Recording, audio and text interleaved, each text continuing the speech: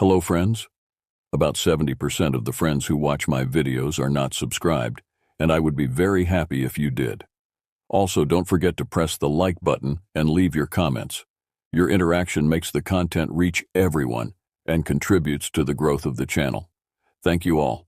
From which country or city do you follow the channel? The woods have always been my sanctuary. As senior park ranger at Blackwood National Forest, I've spent most of my adult life traversing its dense pines and mapping its hidden streams. My name is Alex Morgan, and for the past 8 years, I've led a team responsible for protecting over 200,000 acres of pristine wilderness. Despite my extensive experience in these woods, I've never believed in monsters or supernatural entities. The forest holds many dangers: bears, mountain lions, treacherous terrain. But mythical creatures? That was always... Hello, friends. About 70% of the friends who watch my videos are not subscribed, and I would be very happy if you did. Also, don't forget to press the like button and leave your comments. Your interaction makes the content reach everyone and contributes to the growth of the channel. Thank you all. From which country or city do you follow the channel? The woods have always been my sanctuary. As senior park ranger at Blackwood National Forest, I've spent most of my adult life traversing its dense pines and mapping its hidden streams. My name is Alex Morgan, and for the past 8 years, I've led a team responsible for protecting over 200,000 acres of pristine wilderness. Despite my extensive experience in these woods, I've never believed in monsters or supernatural entities. The forest holds many dangers: bears, mountain lions, treacherous terrain. But mythical creatures? That was always where I drew the line. The ranger's cabin sits on the eastern edge of the park, a rustic wooden structure that serves as our base of operations. Tonight, rain pelts against the windows as 5 of us huddle around the stone fireplace, mugs of coffee warming our hands after a long day of trail maintenance. "Tell Alex about what happened on Miller's Ridge last month," says Jenkins, nudging Eddie with his elbow. Eddie Torres has been my closest friend since ranger training. At 42, he's 5 years my senior and has been working these woods since before I arrived. Unlike me, Eddie believes in the unexplainable. "You'll just say I was seeing things," Eddie replies, but the eager glances from our colleagues prompt him to continue. "I was doing the northern perimeter check about 2 miles past Miller's Ridge where the old hunting cabins are. It was getting dark, but I still had enough light to make it back.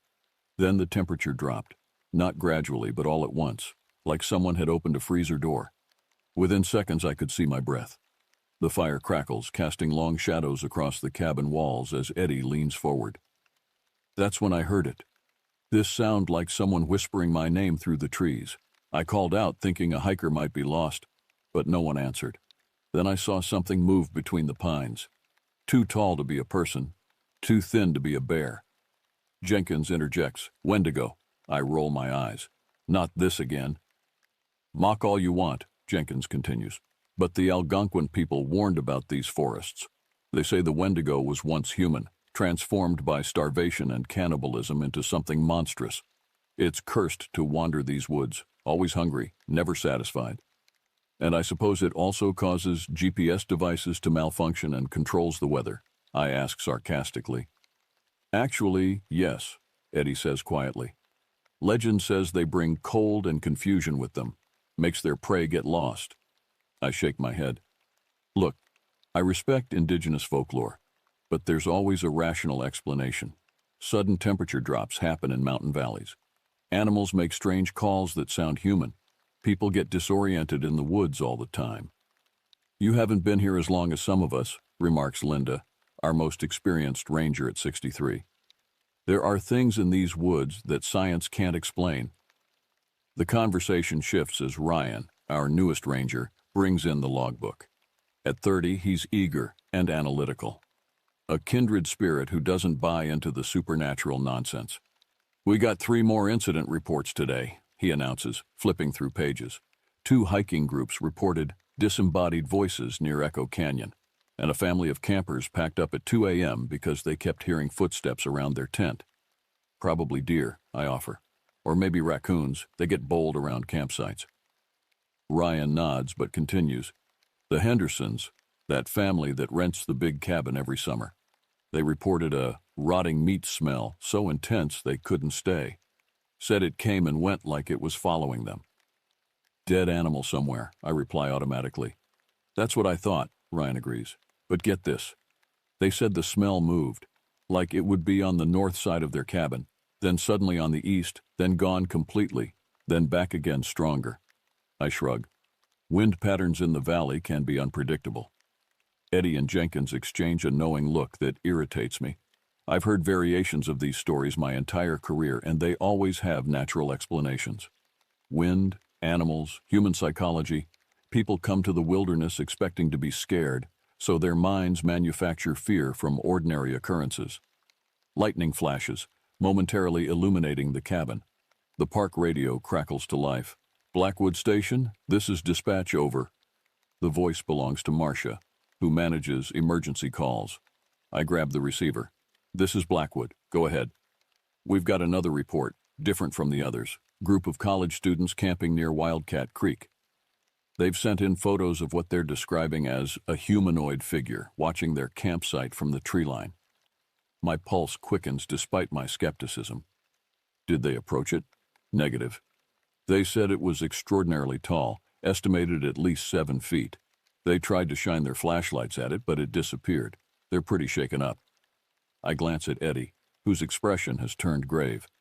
Send the photos through. We'll check it out first thing tomorrow. But before I can set down the receiver, Marcia continues. There's more. They said they found what looked like animal remains near their campsite, but arranged in a pattern. They're describing it as ritualistic. The cabin falls silent. Even I can't dismiss this so easily. Animal remains deliberately arranged suggests human activity, possibly dangerous human activity. Tell them to pack up immediately and hike back to the ranger station on the main trail. We'll send a team out tonight to investigate. After signing off, I turn to the others. I need volunteers. Eddie stands immediately. I'll lead the team. You sure? I ask. I know that area better than anyone, he replies, avoiding my eyes. I can tell he's thinking about the Wendigo stories, but I appreciate his professionalism. Jenkins, Linda, and 2 other rangers volunteer to join him. As they prepare, gathering flashlights, first aid kits, and radios, Eddie pulls me aside. I know you don't believe, he says quietly, but promise me something. If we don't make it back by morning, don't come looking alone. I laugh nervously. You'll be fine. It's probably just some kids playing pranks. Eddie's face remains serious. Just promise me, Alex. Fine, I say, humoring him. I promise. As they head out into the rainy night, I can't shake a sense of unease.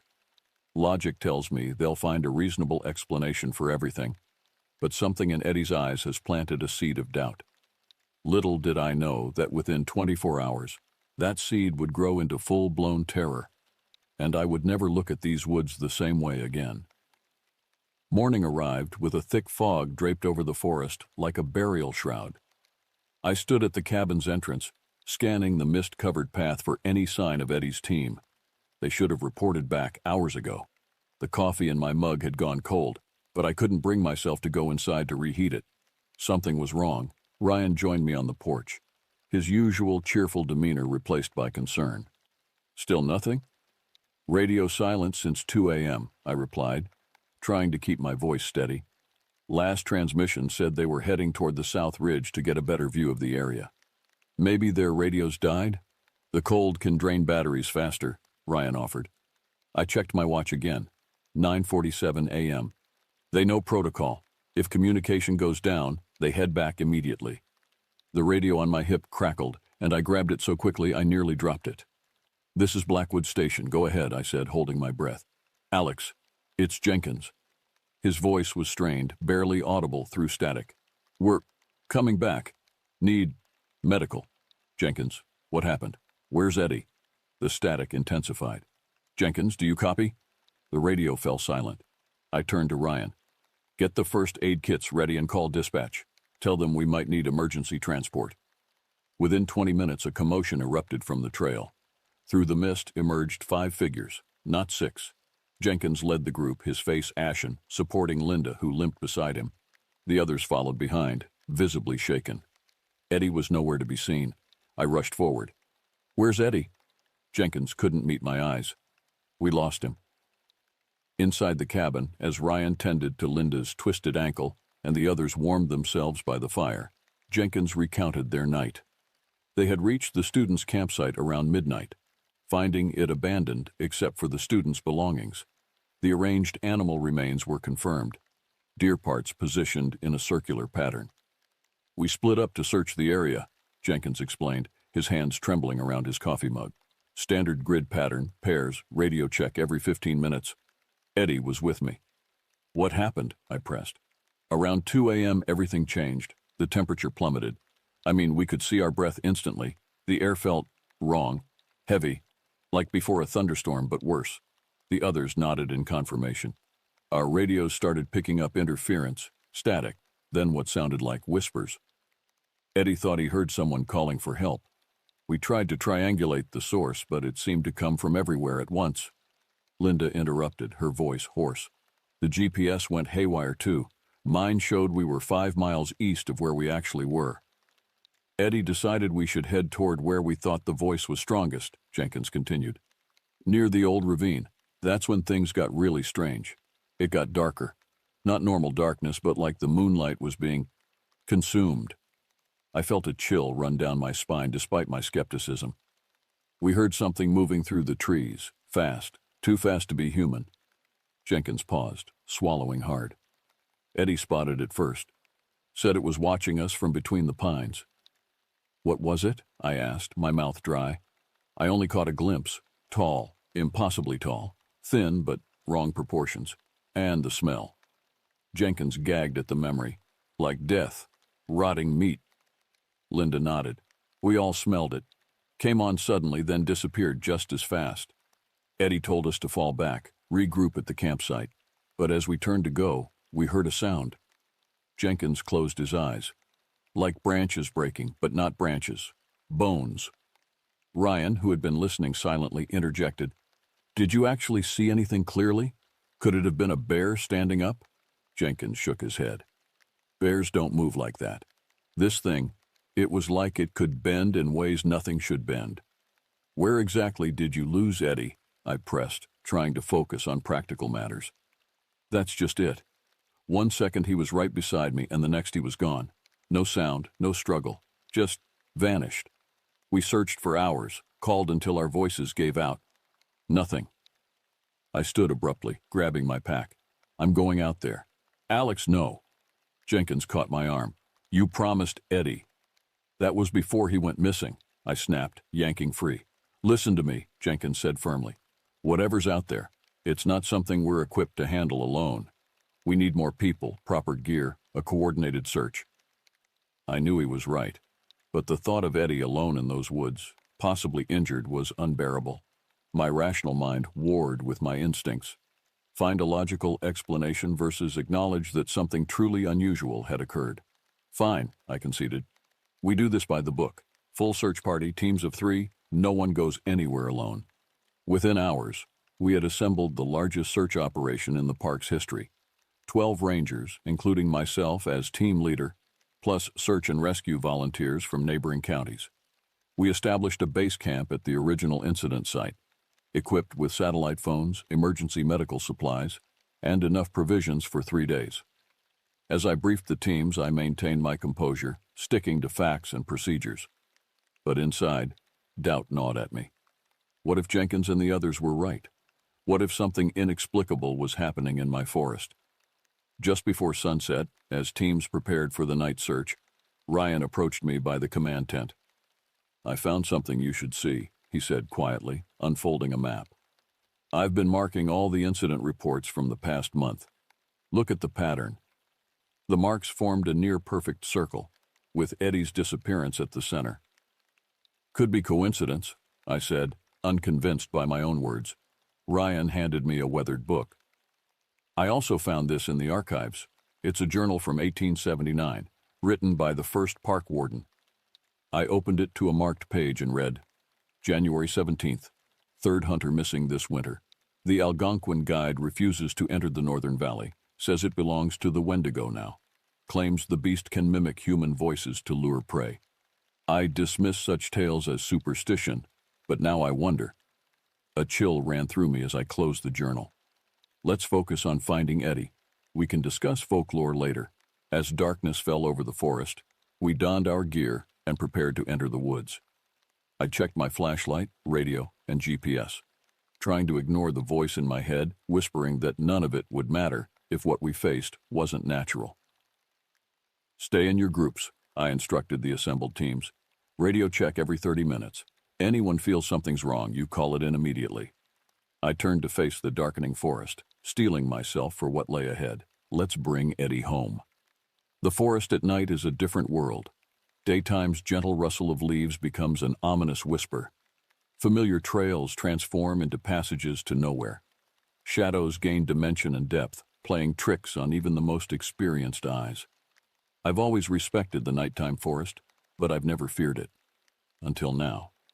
Our 12-person team split into 4 groups of 3.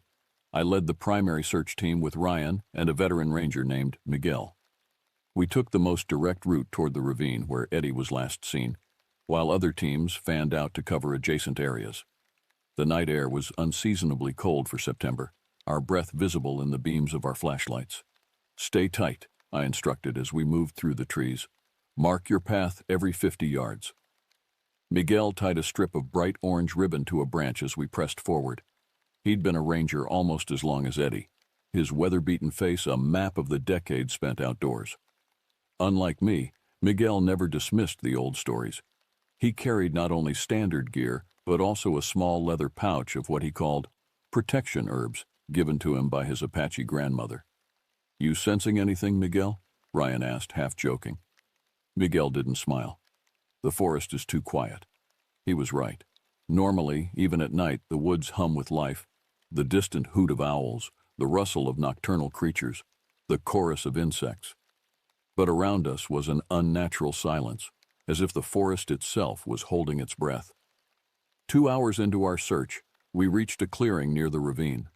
The moonlight cast everything in silver, illuminating a small stream that curved around the perimeter before disappearing into the trees. I checked my GPS and radioed our position to base camp. Any sign of the other teams? I asked. Team 2 reporting normal conditions to the east, came the reply. Teams 3 and 4 haven't checked in for the last scheduled report.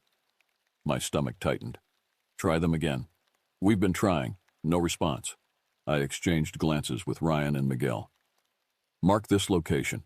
We'll continue toward the ravine, then circle back if we don't find anything. As we left the clearing, I noticed Miguel pause, running his fingers along a tree trunk. What is it? I asked. Claw marks, he replied, his voice low. Fresh. I examined the marks. 4 parallel gouges in the bark, too high and too wide to be from a bear. Mountain lion, maybe, I suggested, not believing it myself. Miguel shook his head but said nothing. We followed the stream toward the ravine, our flashlights cutting through the darkness. The terrain grew steeper, forcing us to pick our way carefully over rocks and exposed roots. The silence intensified, pressing against my ears like cotton wool. Check the temperature reading, I said to Ryan, who carried a digital thermometer.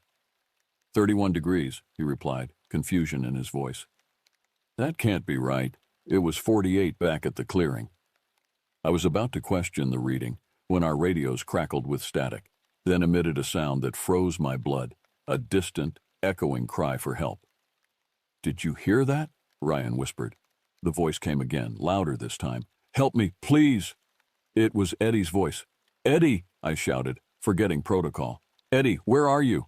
Miguel grabbed my arm. Don't, he warned. It might not be him. The voice echoed again, coming from somewhere ahead, deeper into the ravine. Alex, help me. Every instinct told me to run toward it, but Miguel's grip tightened. Think, Alex. Eddie wouldn't call out like that if something was hunting him. I hesitated, torn between my desperate need to find my friend and the warning bells clanging in my mind. Then Ryan pointed his flashlight beam toward the ravine edge. Look, he whispered.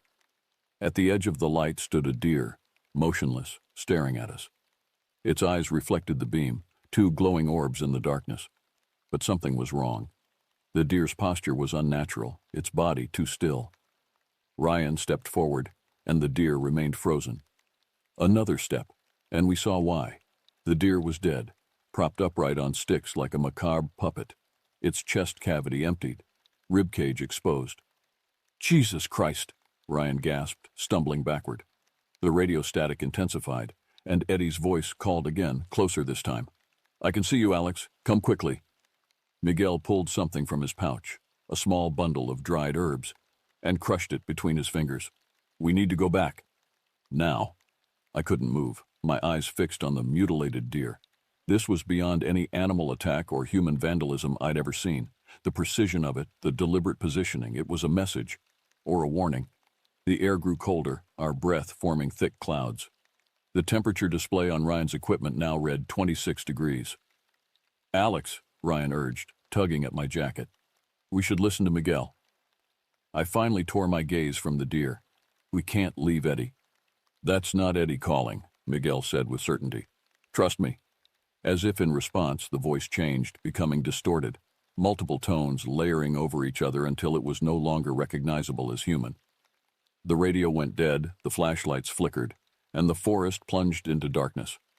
I fumbled for the spare flashlight in my pack, finally managing to switch it on. Ryan and Miguel did the same, our three beams creating small islands of light in the oppressive blackness. "Back to the clearing," I ordered, my skepticism finally giving way to primal fear. "Now." We turned, only to realize with horror that the trail markers were gone. The orange ribbons Miguel had tied had vanished, leaving no trace of our path. "This isn't possible," Ryan muttered, checking his GPS. The screen showed only static. "The compass," I suggested. Miguel pulled his from his pocket. The needle spun wildly, unable to find north. A twig snapped in the darkness beyond our flashlight beams. Then another. Something was moving through the forest around us. "Don't run," Miguel whispered. "Whatever happens, stay together." The snapping sounds continued, circling us, drawing closer. I strained my eyes, trying to glimpse whatever was out there. The beam of my flashlight caught a flash of movement, something tall and thin slipping between distant trees. "Did you see that?" I hissed. Before they could answer, a powerful stench washed over us. The unmistakable odor of rotting flesh, so intense it made my eyes water. Ryan gagged, covering his mouth and nose with his sleeve. "It's hunting us," Miguel said quietly. Another snap, much closer. My flashlight beam swept the area and briefly illuminated a figure standing between two pines. Unnaturally tall, skeletal thin, with limbs too long for its torso. It vanished the instant the light touched it, but not before I glimpsed yellowed eyes gleaming with malevolence. "Run!" I shouted, all pretense of calm abandoned. We crashed through the underbrush, no longer concerned with direction, only with putting distance between ourselves and the thing in the trees. Branches whipped at our faces. Roots threatened to trip us, but terror drove us forward. The forest blurred around us, landmarks I should have recognized appearing unfamiliar and wrong. We should have reached the clearing again, but instead, the trees grew denser, the ground more treacherous. "Stop!" Ryan gasped finally, doubling over to catch his breath. "We're going in circles." He was right. Ahead of us was the same stream we'd passed earlier, the same rocks, the same fallen log. Somehow, we'd been running for what felt like 15 minutes, only to end up where we started. "This isn't natural," I admitted, the words painful to speak aloud. My entire worldview was crumbling, rationality giving way to a terrible new understanding. A branch snapped behind us. We whirled, flashlights pointed toward the sound. Nothing visible, but the stench returned, stronger than before. "We need to split up," Ryan suggested desperately. "No," Miguel and I said in unison. "That's exactly what it wants," Miguel added. "Divide and conquer." But Ryan was already backing away. "I'm going to try to circle around to the east. If I can reach the ridge, I might get radio contact with base camp." Before we could stop him, he turned and disappeared into the trees. "Ryan," I called after him, "come back." A scream tore through the darkness. Ryan's voice filled with terror, then silence. Miguel grabbed my shoulder. "We can't help him now. We can't just—" "Listen to me," he interrupted, his face inches from mine. "There's only one way to survive this. We have to reach higher ground before dawn. The creature's power is strongest in the valley." I wanted to argue, to insist we search for Ryan, but the certainty in Miguel's eyes stopped me. He knew something I didn't, had perhaps always known. "What is it?" I asked, my voice barely a whisper. "What's out there?" Miguel hesitated, then spoke the word I'd been refusing to acknowledge. Wendigo. The ancient name hung in the air between us, no longer a campfire story or indigenous legend, but a present reality stalking us through the trees. Everything I thought I knew about the rational world seemed fragile and naive. "How do we fight it?" I asked. "We don't," Miguel replied grimly. "We survive the night. If we can make it to sunrise, we might have a chance to find the others." We set off again, moving more cautiously now, heading uphill toward the ridge that overlooked the valley. The cold intensified with each step, frost forming on fallen leaves that shouldn't have seen frost for another month. "Miguel," I said quietly as we climbed, "if we don't make it, I'm sorry I never believed." He nodded without turning. "Some things you have to see to believe." We were nearing the ridge when the whispering started, voices too faint to distinguish words, but unmistakably human in cadence. They seemed to come from all around us, rising and falling like waves. "Ignore them," Miguel instructed. "They're not real." But one voice rose above the others, Ryan's voice, pained and desperate. "Alex, it has me. Please." I faltered, my resolve weakening. What if it really was Ryan? What if he was still alive, needing help? Miguel saw my hesitation. "It's using your friend against you, that's what it does." The whispering intensified, joined now by Eddie's voice, then Jenkins, then Linda's, a chorus of familiar voices begging for help. I pressed my hands over my ears, but the voices continued inside my head. "Almost there," Miguel encouraged as we neared the top of the ridge. "Just a little." He never finished the sentence. A shadow detached itself from the trees ahead, moving with impossible speed. Miguel was lifted off his feet, yanked upward into the darkness. His scream cut off abruptly, leaving only the echo bouncing between the trees. I stood alone on the forest path, flashlight beam trembling as I pointed it wildly in all directions. My breath came in ragged gasps, forming clouds in the frigid air. Miguel was gone. Ryan was gone. I was alone with whatever had taken them. The stench returned, overwhelming now, and with it came a sound, a low, rattling growl that seemed to vibrate through the ground beneath my feet. Slowly, I turned toward the source. It stood not 20 feet away, fully revealed in the moonlight that broke through the canopy. The Wendigo, no longer a fleeting shadow, but a nightmarish reality. Over 7 feet tall, its emaciated body a grotesque fusion of human and animal features. Skin stretched tight over protruding bones, patches of matted gray fur clinging to its limbs. Its chest was an open cavity, ribs visible like the bars of a cage. Elongated arms ended in curved claws that dragged along the ground. Its face, what remained of a face, was skull-like, with yellowed teeth too large for its jaw, and sunken sockets housing glowing eyes. Those eyes fixed on me, ancient and hungry. In them, I saw not just animal predation but a malevolent intelligence, something that understood fear and savored it. I couldn't move, couldn't breathe. Every instinct screamed to run, but my body remained frozen in terror. The Wendigo tilted its head, regarding me like a curious predator. Then it smiled, a horrific stretching of its jaw that revealed row upon row of jagged teeth. It knew my name. "Alex," it whispered, the sound like leaves rustling over grave dirt. "I've been waiting for you." And then it lunged. I ran. There was no conscious decision, no weighing of options, just pure survival instinct taking control.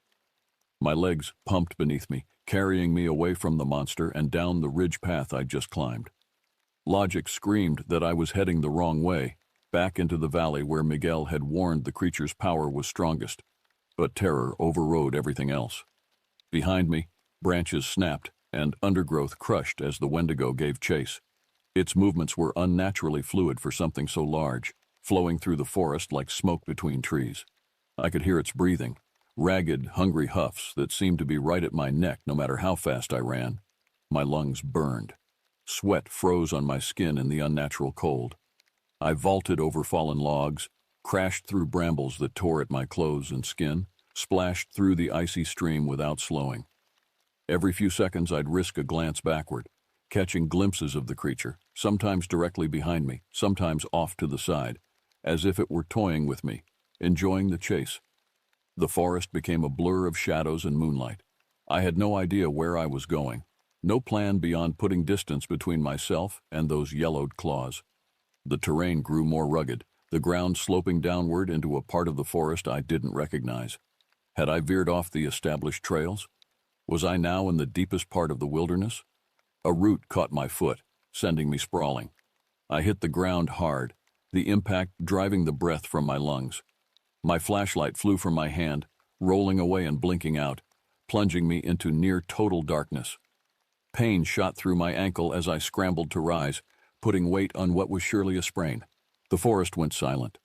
No footsteps, no breathing, no rattling growl. Had I lost it?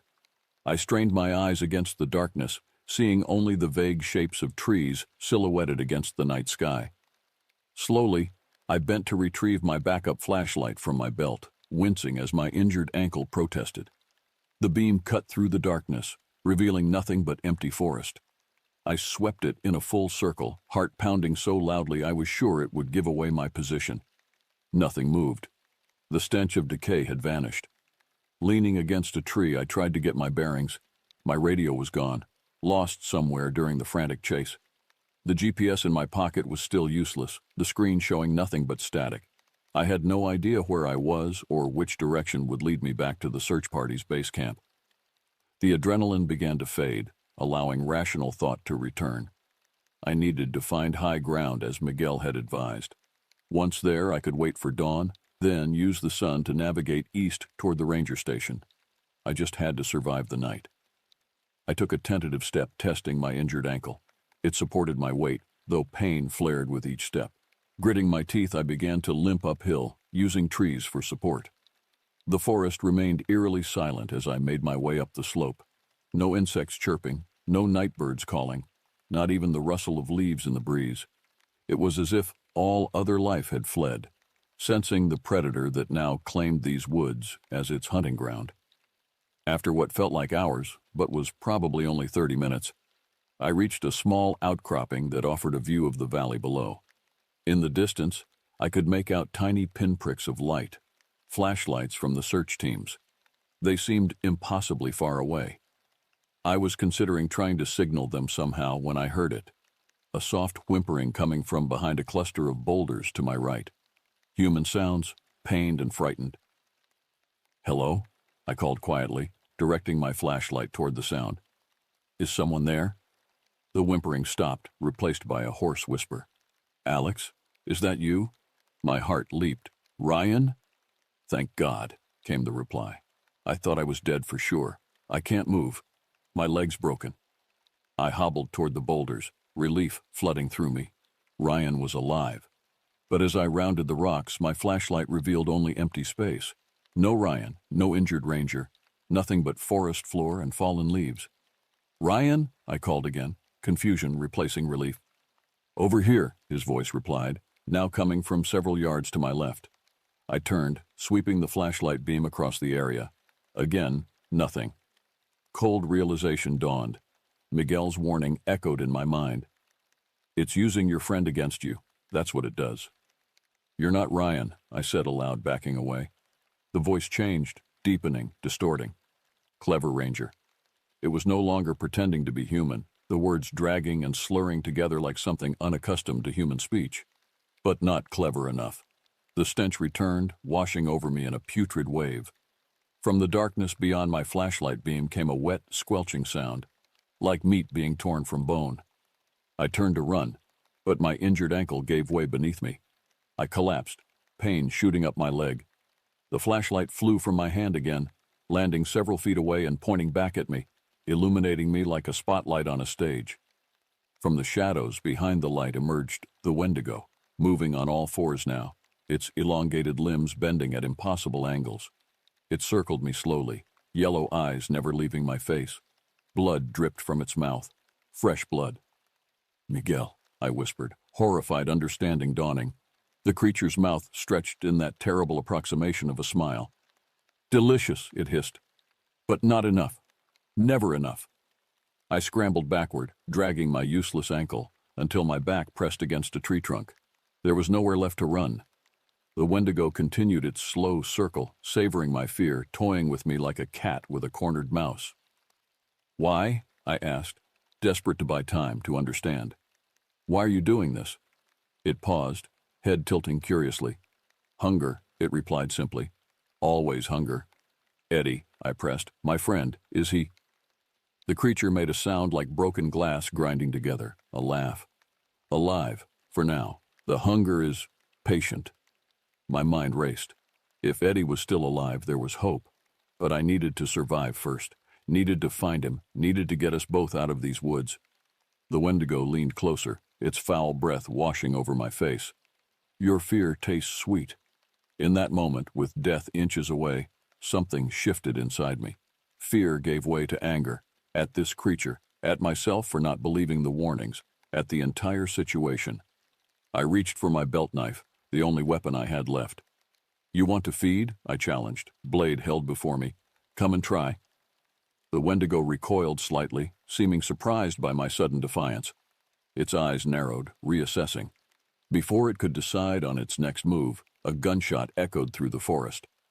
The creature jerked, a bullet grazing its shoulder. It hissed, head swiveling toward the source.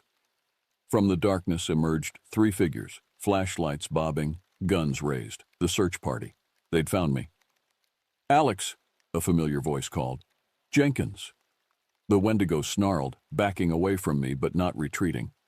It seemed to be calculating, weighing its hunger against the new threat. "Shoot it," I shouted. "Don't let it escape." More gunshots rang out. One struck the creature in its exposed ribcage, producing a hollow echo. It screamed, a sound like nothing I'd ever heard, high and piercing, vibrating through my skull. Then it turned and vanished into the forest, moving faster than any human eye could follow. Jenkins reached me first, kneeling beside me. "Jesus, Alex, are you okay?" "My ankle," I gasped. "But I'm alive. It took Miguel, Ryan too, I think." The other rangers, Davis and Chen, I recognized now, secured the perimeter, guns still raised, scanning the darkness. "We need to get you back to base camp," Jenkins said, helping me to my feet. "That thing could come back." "No," I refused, gripping his shoulder. "It has Eddie, alive. We have to find him." Jenkins's face showed conflict. "Alex, we're not equipped for this, whatever that thing was." "Wendigo," I said flatly. "Eddie was right, you were all right, and I need to fix this." Davis approached, expression grim. "There's blood over here, a lot of it, and remains." I closed my eyes, thinking of Miguel. Another life lost, because of my stubborn disbelief. "We have to keep moving," Chen urged. "It's still out there." Jenkins nodded, supporting me as I limped forward. "Base camp isn't far. We've been searching for hours after you missed your check-in." As we made our slow progress through the forest, I explained everything. The chase, Miguel's warnings, the Wendigo's ability to mimic voices. Jenkins listened without comment, his face growing more troubled with each detail. "It said Eddie's alive," I concluded. "We have to find him before that thing, before it gets hungry again." Jenkins exchanged glances with Davis. "There's something you should know," he said quietly. 3 more rangers have gone missing since you left. Team 3 never made it back." My blood ran cold. "The Wendigo's hunting us systematically." "Not just us," Chen added. "We found 2 hikers earlier, or what was left of them, like something had fed." The forest seemed to close in around us, shadows deepening despite our flashlights. The creature was out there, watching, waiting, and it was growing stronger with each victim. "How do we kill it?" I asked, the question directed at no one in particular. Jenkins shook his head. "Bullets barely phased it." "Fire," I remembered suddenly. "In the old stories, fire purifies, destroys the Wendigo." Before anyone could respond, a distant scream echoed through the trees, human filled with agony. Then another and another, coming from the direction of base camp. "It's attacking the camp," Davis realized, horror in his voice. We quickened our pace as much as my injury allowed, moving as fast as possible toward the base. The screams continued, interspersed with gunshots and shouts of confusion. Whatever was happening, we were too far away to help. By the time we reached the ridge overlooking the base camp, the screams had stopped. Below, the tents were in disarray, some ripped open, others collapsed. Bodies lay scattered across the clearing. Rangers, volunteers, search and rescue personnel. No movement, no survivors visible. "Oh God," Chen whispered. Through the devastation moved a tall, skeletal figure, examining the fallen, occasionally bending to feed. The Wendigo had massacred the entire camp. We ducked behind the ridge out of sight. Jenkins looked shell-shocked, his face ashen. There were 15 people down there. It's growing stronger, I realized. With each victim, it gets stronger. "What do we do now?" Davis asked, voice trembling. I stared at the carnage below, grief and rage building inside me. Eddie was still out there somewhere. And now, so were the answers to all those reports we'd dismissed. The voices campers heard, the footsteps around tents, the rotting smell that followed hikers. Everything led back to this creature, this ancient evil that had claimed our forest as its hunting ground. "We fight," I said, resolve hardening. "We find Eddie, and we destroy that thing." Jenkins looked at me skeptically. "How? You saw what it did to an armed camp?" I remembered Miguel's words about the Wendigo's power being strongest in the valley. "We need to get to higher ground, and we need fire, lots of it." As the night grew colder around us, we formulated a desperate plan. Our last stand against a monster I'd spent my career denying could exist. Whether we succeeded or joined the growing list of victims, one thing was certain. The forest I loved had been forever changed, and so had I. The trek to higher ground was agonizing. My ankle throbbed with each step, and the knowledge of what lurked in the darkness around us kept our nerves razor sharp. Jenkins supported me on one side, Davis on the other, while Chen took point, her rifle ready. We moved as quietly as possible, avoiding the main trails, using deer paths and dry creek beds to mask our progress. "The old fire tower," I suggested through gritted teeth. "Northwest ridge, best vantage point, and defensible." Jenkins nodded. "It's abandoned, but the structure should still be sound." The fire tower stood on the highest point in the park, a relic from the days before satellite monitoring. Its height would give us the advantage Miguel had mentioned, and the metal structure would be easier to defend than the forest floor. Most importantly, it was our best chance to spot Eddie, if he was still alive. As we climbed, the air grew marginally warmer, confirming Miguel's theory about the Wendigo's influence being strongest in the valley. My thoughts kept returning to him, to his warnings that I'd dismissed for so long. If I'd listened sooner, perhaps we wouldn't be in this nightmare. "Listen," Chen whispered suddenly, raising her hand. We froze, straining our ears. At first I heard nothing but the faint rustle of leaves. Then it came, a distant, rhythmic sound. Thump, pause, like something heavy being dragged over the forest floor. "It's coming," Davis hissed, panic edging his voice. "No," Jenkins countered, tilting his head. "The sound's not getting closer. It's consistent."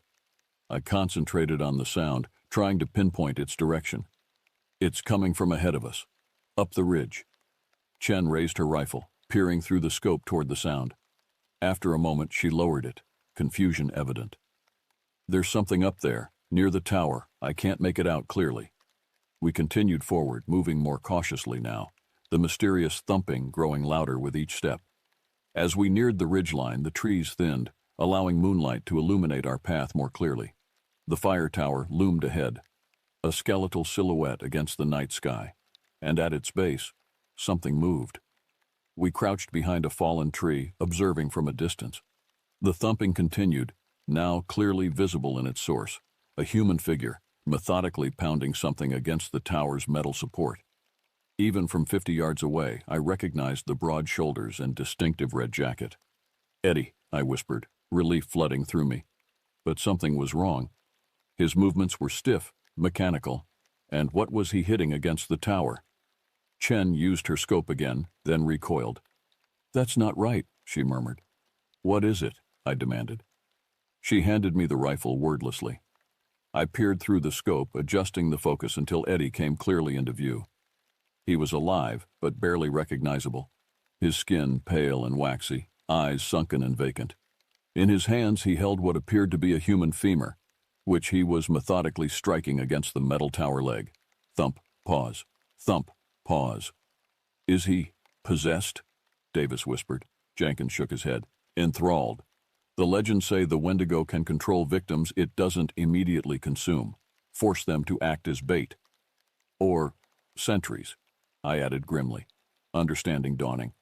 He's making noise to attract other rangers, leading them to the Wendigo. The realization was sickening. How many of our colleagues had followed that sound, thinking they'd found Eddie, only to be ambushed by the waiting monster? We need to get him out of there, I said, determination overriding caution. Jenkins grabbed my arm. It's a trap, Alex. The Wendigo is nearby, watching. I know, I replied. That's counting on it. I outlined my plan quickly. Davis and Chen would create a diversion to the east, drawing the Wendigo's attention. Meanwhile, Jenkins and I would approach the tower from the west, incapacitate Eddie if necessary, and get him to safety. Once we have Eddie, I continued, we implement phase 2. Chen, what explosives do we have? She unzipped her pack, revealing emergency flares, a small propane tank for the camp stove, and several road flares. Not much, but it could work. The tower's first level still has the old fuel storage, Jenkins added, leftover from when they used gas generators. If it hasn't all evaporated, I nodded. We rig everything we have, lure the Wendigo into the tower, and light it up. Fire purifies. It was a desperate plan with 1,000 ways to fail, but it was all we had. We synchronized watches and separated, Davis and Chen moving east while Jenkins helped me limp toward the tower from the opposite direction. As we neared Eddie, I could see more details that turned my stomach. His clothes were torn and blood-stained. Long scratches ran down his face and neck. His eyes stared without blinking, lips moving in a silent chant as he continued his mechanical drumming. Eddie, I called softly when we were 20 feet away. Eddie, it's Alex. He showed no sign of hearing, continuing his rhythmic pounding. Jenkins and I exchanged glances, then moved closer. Still no reaction from Eddie. It was as if he wasn't present in his own body, his consciousness submerged beneath the Wendigo's influence. We were 10 feet away when Eddie suddenly stopped, head snapping up with unnatural speed. He turned toward us, and I barely suppressed a gasp. His eyes were yellow, the same sulphurous yellow as the Wendigo's. Alex, he said, his voice wooden and flat. You came. We're here to help you, Eddie, I replied, keeping my voice steady despite the horror coursing through me. We're going to get you out of here. A smile spread across his face. Not Eddie's warm grin, but something cold and predatory. He said you would come for me. He's been waiting. Jenkins tensed beside me. Alex, that's not Eddie talking. I know, I murmured. Louder, I addressed the thing wearing my friend's face. Where is he, the Wendigo? Eddie's head tilted at an impossible angle. Everywhere. Nowhere. He is the forest now. From the east came a sudden commotion, shouting, followed by gunshots. The diversion was underway. Eddie's head swiveled toward the sound, nostrils flaring. Now, I hissed to Jenkins. We lunged forward, Jenkins tackling Eddie while I fumbled with the zip ties in my pocket. Eddie fought with unnatural strength, nearly throwing Jenkins off despite the ranger's considerable size. I grabbed Eddie's flailing arm, clicking a zip tie around his wrist, then struggling to secure the other. His skin was ice cold to the touch, like handling a corpse.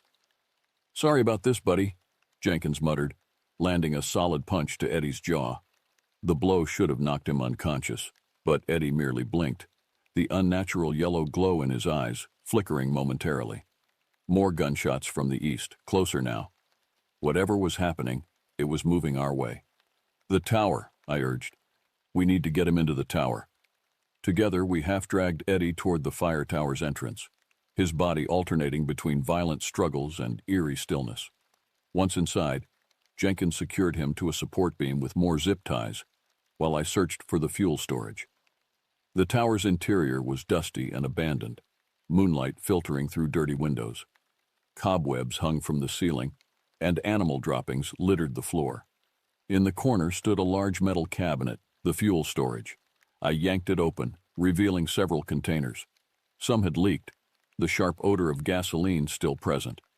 2 containers remained sealed, enough to burn the entire tower if necessary. The drums are still here, I called to Jenkins. We've got fuel. A scream pierced the night, Chen's voice cut off abruptly. Then came Davis's panicked shouts, moving rapidly toward the tower. "It's coming," Jenkins warned, checking his rifle. I quickly outlined the final part of the plan. "Get the flares ready. When the Wendigo enters, we light the fuel and get out through the back window."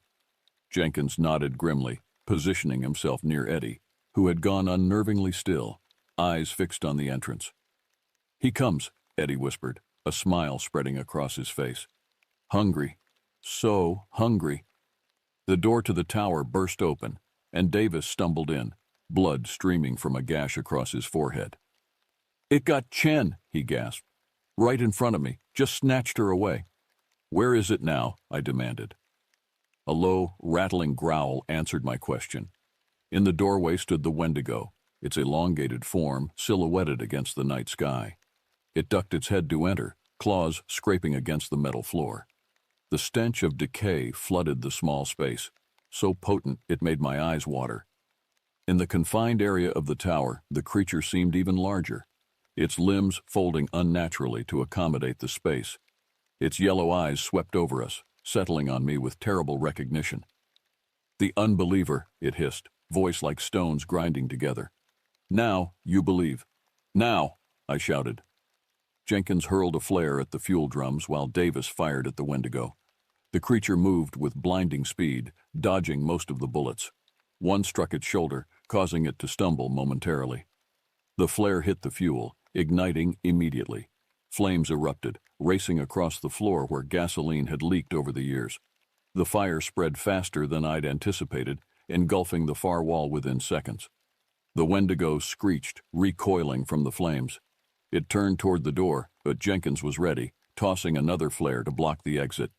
Fire now surrounded us on two sides, the heat intense, smoke beginning to fill the small space. "The window!" I yelled, pointing to our planned escape route. But as Davis turned to move, the Wendigo lashed out, claws raking across his back. He screamed, falling forward into the advancing flames. "Davis!" Jenkins shouted, reaching for him. But it was too late. The fire had him, his clothing igniting instantly. The Wendigo turned its attention to us, seemingly less affected by the flames than I'd hoped. It advanced slowly, savoring our fear, confident in its advantage despite the fire. "Free Eddie," I called to Jenkins, who was nearest to where my friend remained bound. Jenkins hesitated, looking between Eddie and the approaching monster. "He's under its control. Just do it." As Jenkins moved toward Eddie, I faced the Wendigo directly. It paused, head tilting curiously. "You wanted me," I said, drawing its focus. "Here I am." The creature's mouth stretched in that horrible approximation of a smile. Brave Ranger. Foolish Ranger. It lunged faster than I could react. Claws raked my chest, tearing through my jacket and into flesh. Pain exploded across my torso as I fell backward, hitting the floor hard. The Wendigo loomed over me, its decayed face inches from mine. Fetid breath washing over me. "Your fear is sweetest," it whispered, almost tenderly. "I will save you for last." A shout from behind us.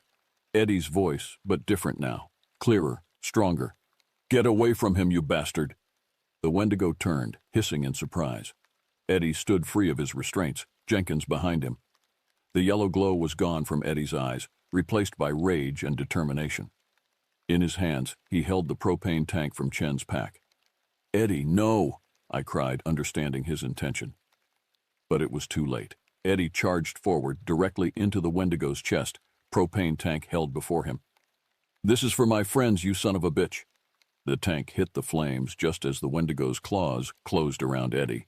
The explosion was deafening in the confined space, a fireball erupting between them. The Wendigo's screech rose to an unbearable pitch as flames engulfed its emaciated form. The force of the blast threw me against the wall. Through swimming vision, I saw Jenkins crawling toward me, his face blackened with soot. The tower was fully ablaze now, metal supports groaning as the heat warped them. "Eddie," I gasped, trying to see through the flames and smoke. Jenkins pulled me toward the window. "He's gone, Alex. They both are. We have to move now." With the last of my strength, I helped Jenkins break the window. We tumbled out just as the tower's upper level collapsed, sending a shower of sparks into the night sky. We rolled down the slope away from the inferno, finally coming to rest several yards away. From our position, we watched as the fire tower became a pyre, flames shooting 30 feet into the air. Inside, something continued to shriek, an inhuman sound of rage and agony that gradually faded until only the roar of the fire remained. Jenkins helped me sit up, my chest a mass of pain from the Wendigo's claws. We sat in silence, watching the tower burn, mourning our friends who hadn't survived the night. "Do you think it's dead?" Jenkins finally asked, voice hoarse from smoke. I stared at the flames, remembering the legends. Fire purifies. "Yes," I replied, though uncertainty lingered. "It has to be." As dawn broke over the ridge, casting pale light across the devastated forest, I couldn't shake the feeling that while this nightmare might be over, the forest would never be the same, and neither would I. 3 weeks have passed since the night at the fire tower. The official report calls it a tragic accident, a search party caught in a wildfire, resulting in multiple casualties. The media covered it for a few days. Park rangers die in heroic rescue attempt. Then the world moved on, as it always does, to the next tragedy, the next headline. But here in Blackwood, nothing is the same. I'm sitting on the porch of my cabin, watching the sun set over the forest. My chest still aches where the Wendigo's claws marked me, 4 parallel scars that the doctor said would never fully fade. A physical reminder, as if I needed one, that some legends are born from terrible truths. The park remains closed indefinitely.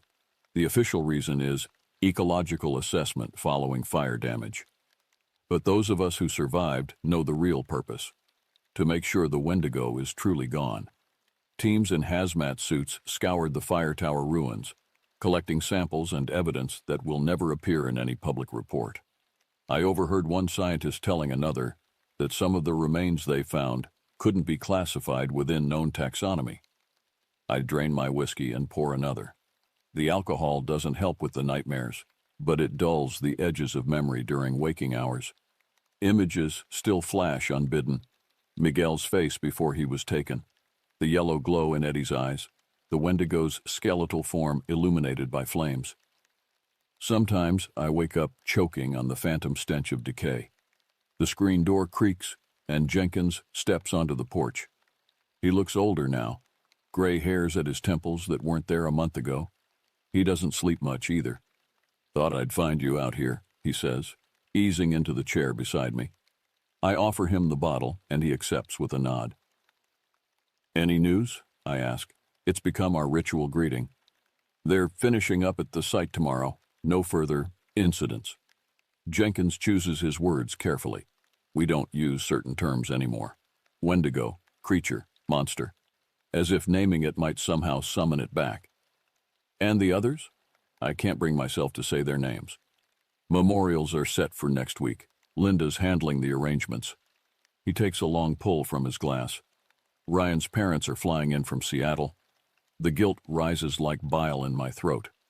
Ryan, Chen, Davis, Miguel, Eddie, all gone because I refused to believe in what I couldn't explain. Because I led them into the forest that night, convinced that folklore was just stories and monsters couldn't possibly be real. I should have listened, I say quietly. All those reports, all those warnings, I dismissed them. Jenkins sighs heavily. "We all did, Alex. That's what rational people do when faced with the irrational. We find explanations that fit our understanding of the world. And when those explanations fail, then we adjust our understanding." He looks out at the darkening forest. Or we break. The question that's been haunting me finally escapes. "Do you think it's really dead?" Jenkins doesn't answer immediately. We both stare at the tree line, remembering the fire, the screams, the explosion that took Eddie and, hopefully, the Wendigo with him. "The indigenous legends say they're hard to kill," he finally replies. "Fire purifies, but what if it doesn't destroy?" I finish his thought. He nods slowly. "I've been talking to an Algonquin elder from up north. He says Wendigos are spirits as much as they are physical beings. They can be dormant, waiting." A chill runs through me despite the evening warmth. For what? Winter, hunger, desperation. Jenkins shrugs. "The conditions that created them in the first place?" We sit in silence as darkness claims the forest. Lights come on in the ranger station across the compound, where a skeleton crew maintains operations during the closure. Most rangers requested transfers after what happened. Those who stayed are changed, jumpier, more cautious, always watching the trees. I submitted my resignation today, I announce, the decision still fresh. Jenkins looks at me surprised. You're leaving? I can't be here anymore. I gesture toward the forest. Every time I look at those trees, I see it. Every snapping twig, every cold breeze. I can't do this job anymore. He nods in understanding. Where will you go? Somewhere with no forests, I reply with a humorless laugh. Arizona, maybe, New Mexico. Somewhere I can see for miles in every direction. It won't help, you know, he says gently. Not with the nightmares. Probably not, I admit. But I need to try. Jenkins reaches into his pocket, pulling out a small leather pouch, identical to the one Miguel carried. His grandmother brought this by, said he would have wanted you to have it. I take the protection bundle, fingers tracing the intricate beadwork. A lot of good it did him. He said something to me once, Jenkins continues, ignoring my bitterness, before all this happened. He said that believing or not believing in something doesn't change whether it exists. It only changes how prepared you are to face it. The words hit me like a physical blow. Miguel knew. He always knew, and he went into those woods anyway, trying to protect those of us too blind to see the danger. From the forest comes a sound, a distant cry that might be a coyote or might be something else. Both of us tense, eyes fixed on the tree line. Just wildlife, Jenkins says after a moment, but his hand is moved to the pistol at his hip. I'm not so sure. The temperature seems to have dropped slightly, the way it does when evening surrenders to night, or the way it did when the Wendigo drew near. Jenkins, I say quietly, what if it's not dead? What if it's out there, recovering, growing stronger? He doesn't dismiss my fear. Then we'll be ready next time, all of us. I think of the reports that will never be filed, the evidence that will be classified or destroyed, the official narrative of a tragic accident. The world will continue in blissful ignorance of what lurks in these woods. But some of us know the truth now. Some of us have seen the ancient hunger that lives in the shadows between trees. Some of us bear the scars, physical and psychological, of an encounter with something that shouldn't exist, but does. As darkness fully claims the forest, I make a silent promise to those who didn't survive. I will tell their story, not to the public, who would believe me, but to those who need to know. Park rangers, Forest Service workers, search and rescue teams. I'll spread the old warnings, the signs to watch for, sudden cold, distorted voices, the scent of decay. I may be leaving these woods, but I'm taking the knowledge with me. Because the most dangerous thing about monsters isn't their claws or teeth or supernatural abilities. It's our refusal to believe they exist until it's too late. Jenkins pours us each another drink, and we sit in companionable silence, watching the forest. Somewhere in the distance, a twig snaps. Probably just a deer, probably. But my hand tightens around Miguel's protection bundle, and I listen more carefully to the night sounds than I ever did before. Because now I know that monsters are real. Now I believe. And in the darkness beyond the tree line, something might be watching, waiting, hungry, always hungry.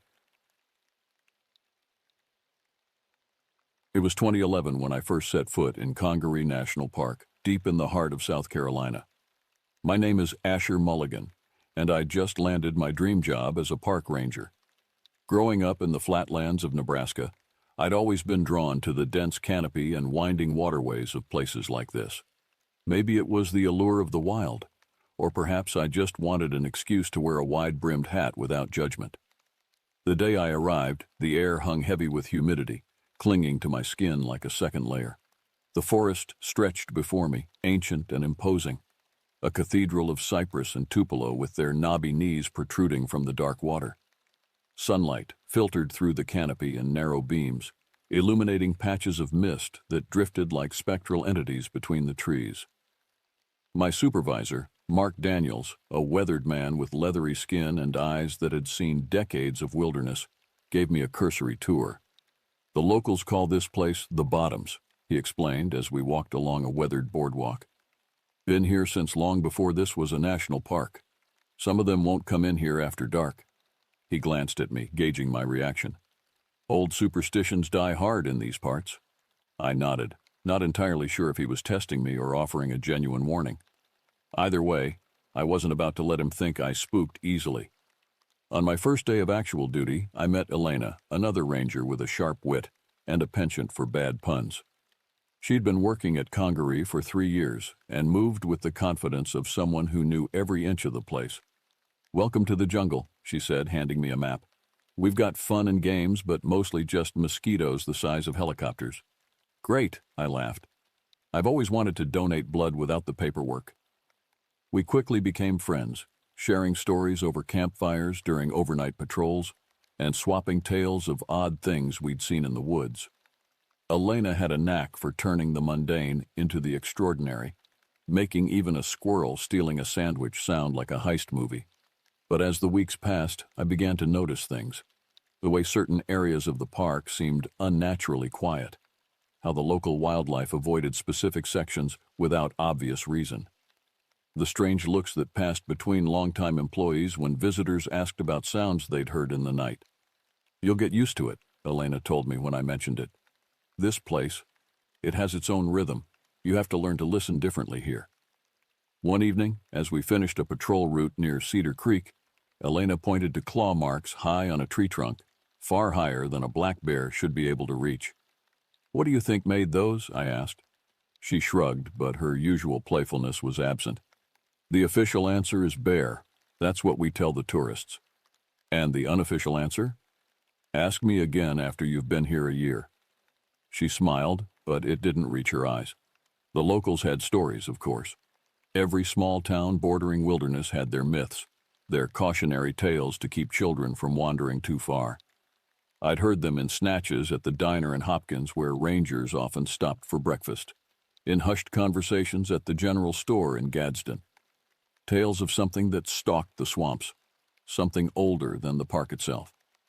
I dismissed them as folklore, the kind of stories that evolve naturally around places where nature still holds dominion.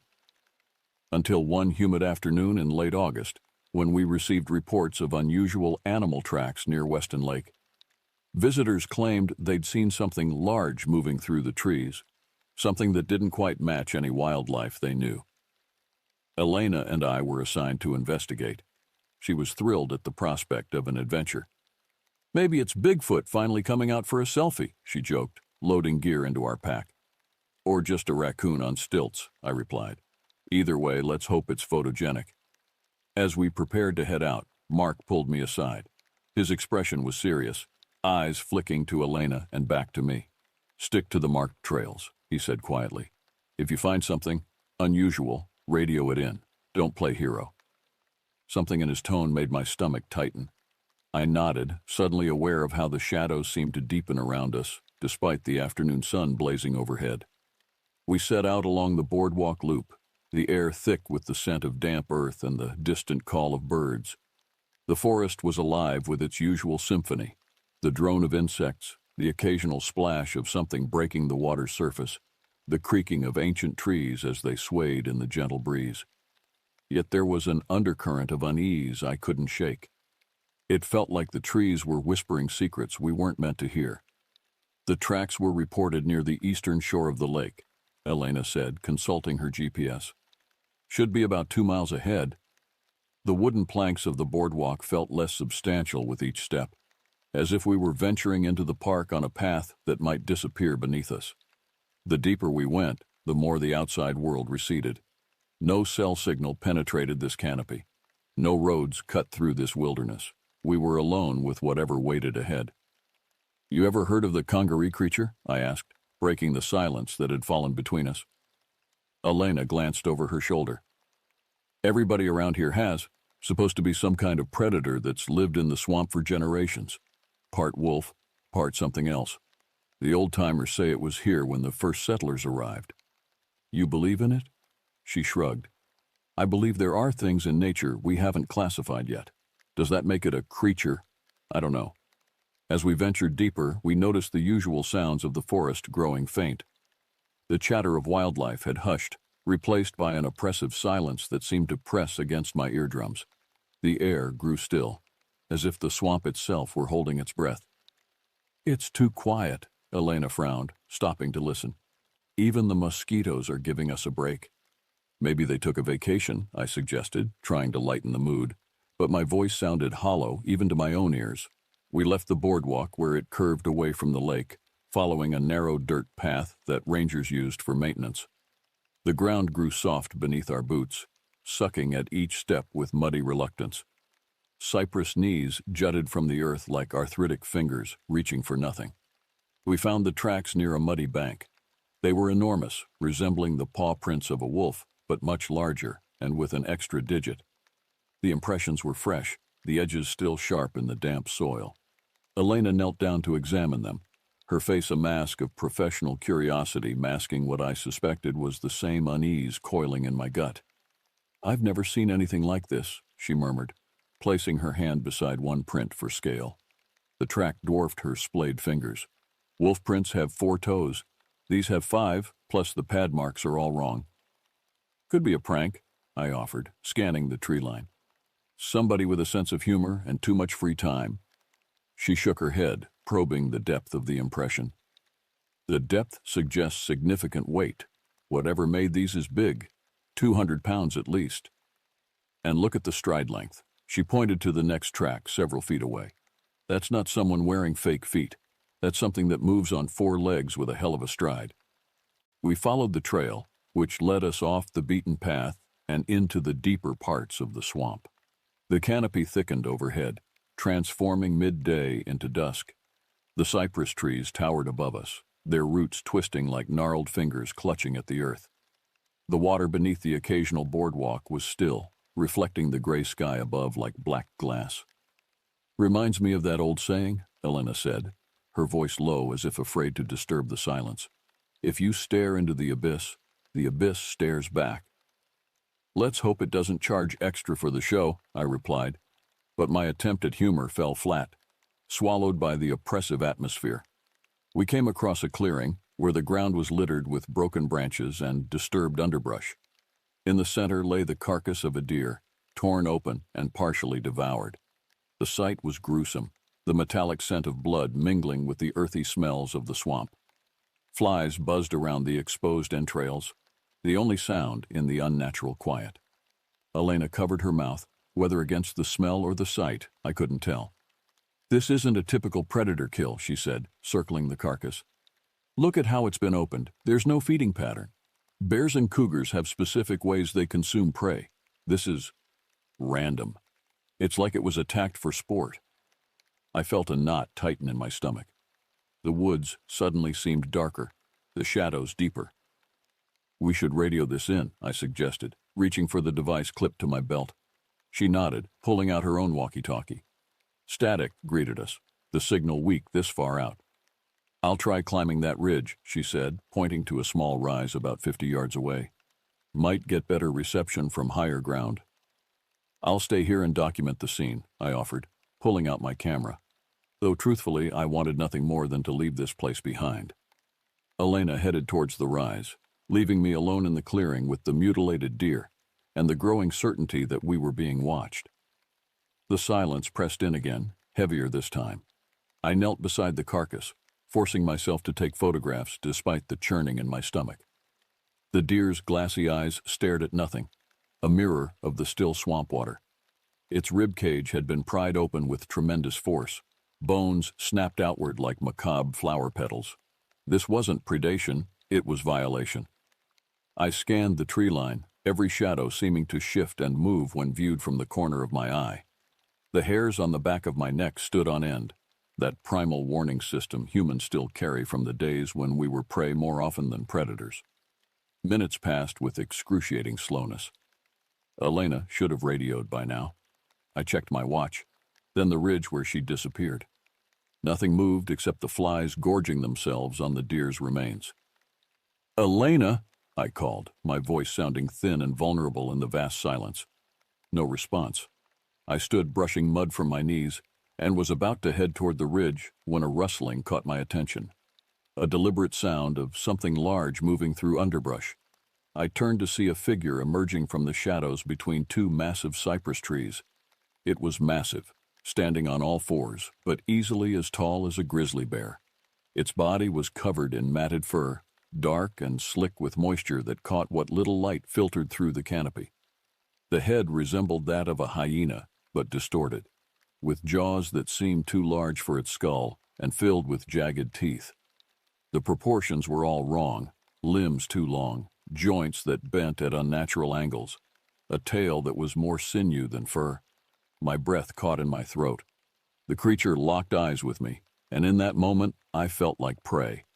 Not just threatened, but hunted, a primal sensation I'd never experienced before. Those eyes held intelligence, calculation, the unmistakable focus of a predator assessing its next move. It moved slowly, muscles rippling beneath its hide as it began to circle. Each step was deliberate, testing the ground as if it were more accustomed to marshland than solid earth.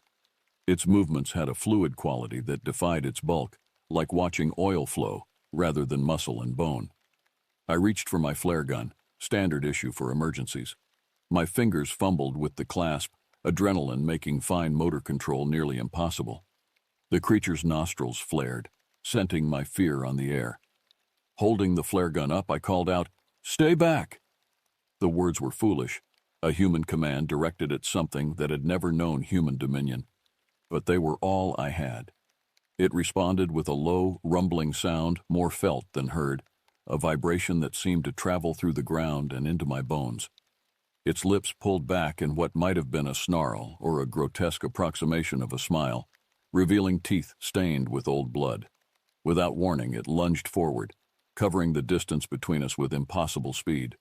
I fired the flare, the bright light searing through the dimness with a banshee wail. The magnesium flare arced through the air, illuminating the creature in stark relief. Every matted hair, every ripple of muscle, every gleam of its yellowed fangs, the creature recoiled. Not from fear, but from the sudden assault on its senses. It gave me precious seconds to run. I sprinted towards the ridge where Elena had gone, abandoning the camera and supply pack without a second thought. Branches whipped at my face, the ground uneven beneath my feet. Roots and cypress knees threatened to trip me with every stride. Behind me, I could hear the crashing of underbrush as the creature gave chase, its movements no longer stealthy but filled with predatory purpose. "Elena!" I shouted, my voice ragged with exertion and fear. "We have to go, now!"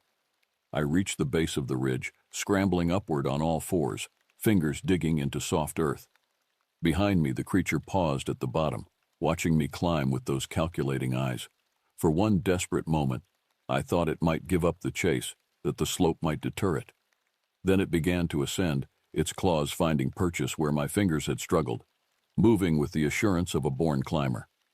Reaching the top, I found Elena frantically trying to get a signal on her radio, oblivious to the danger below. "What's wrong?" she asked, seeing the panic in my eyes and the flare gun still clutched in my white-knuckled grip. "No time," I gasped, grabbing her arm. "We need to move, now!" To her credit, she didn't question me. One look at my face told her everything she needed to know. Together, we bolted down the other side of the ridge, aiming for the main trail where the boardwalk would resume.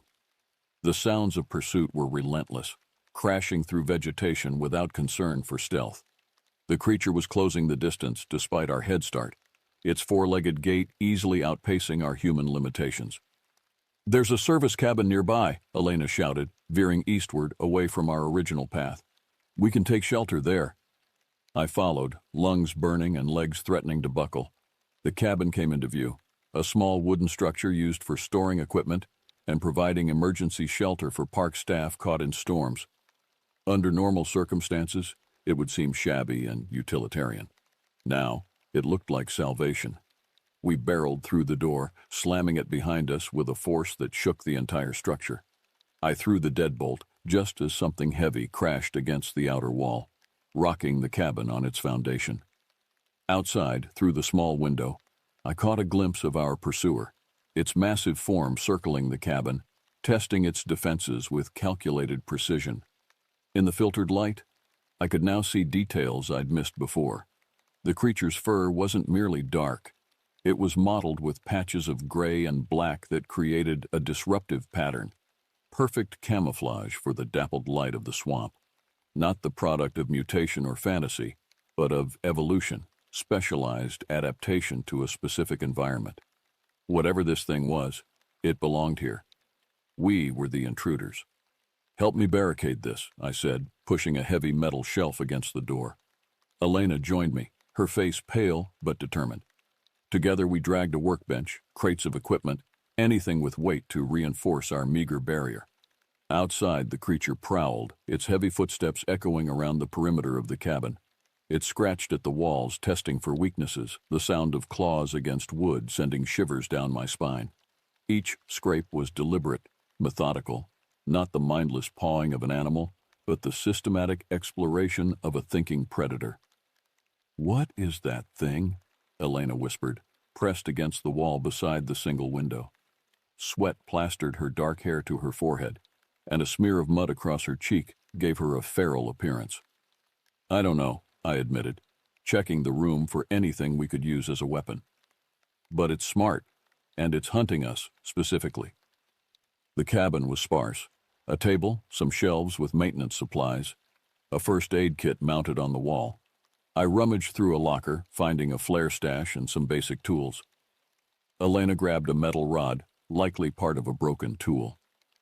"Better than nothing," she said, gripping it tightly, testing its weight with a few practice swings.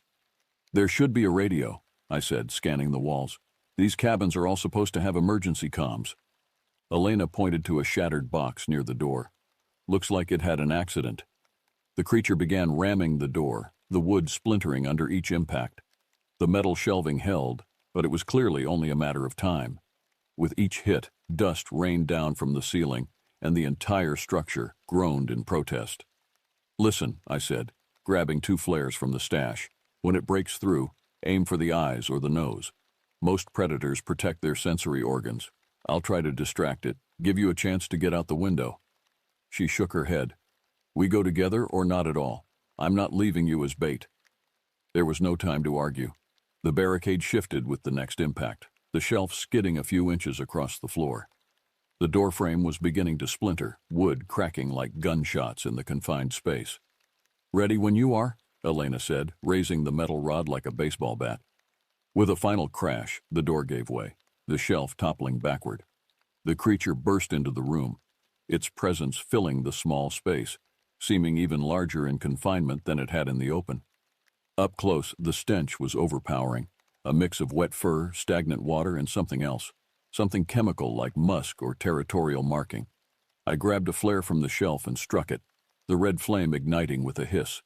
The creature flinched at the sudden light and sound, giving me a moment to assess our opponent more clearly.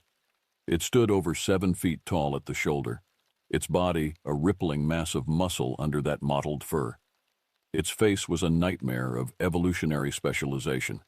The elongated snout filled with teeth designed for crushing bone, eyes set wide for peripheral vision, ears that could swivel independently to track sound from all directions. This was no mythical monster, but something that had adapted to be the perfect predator in this specific environment.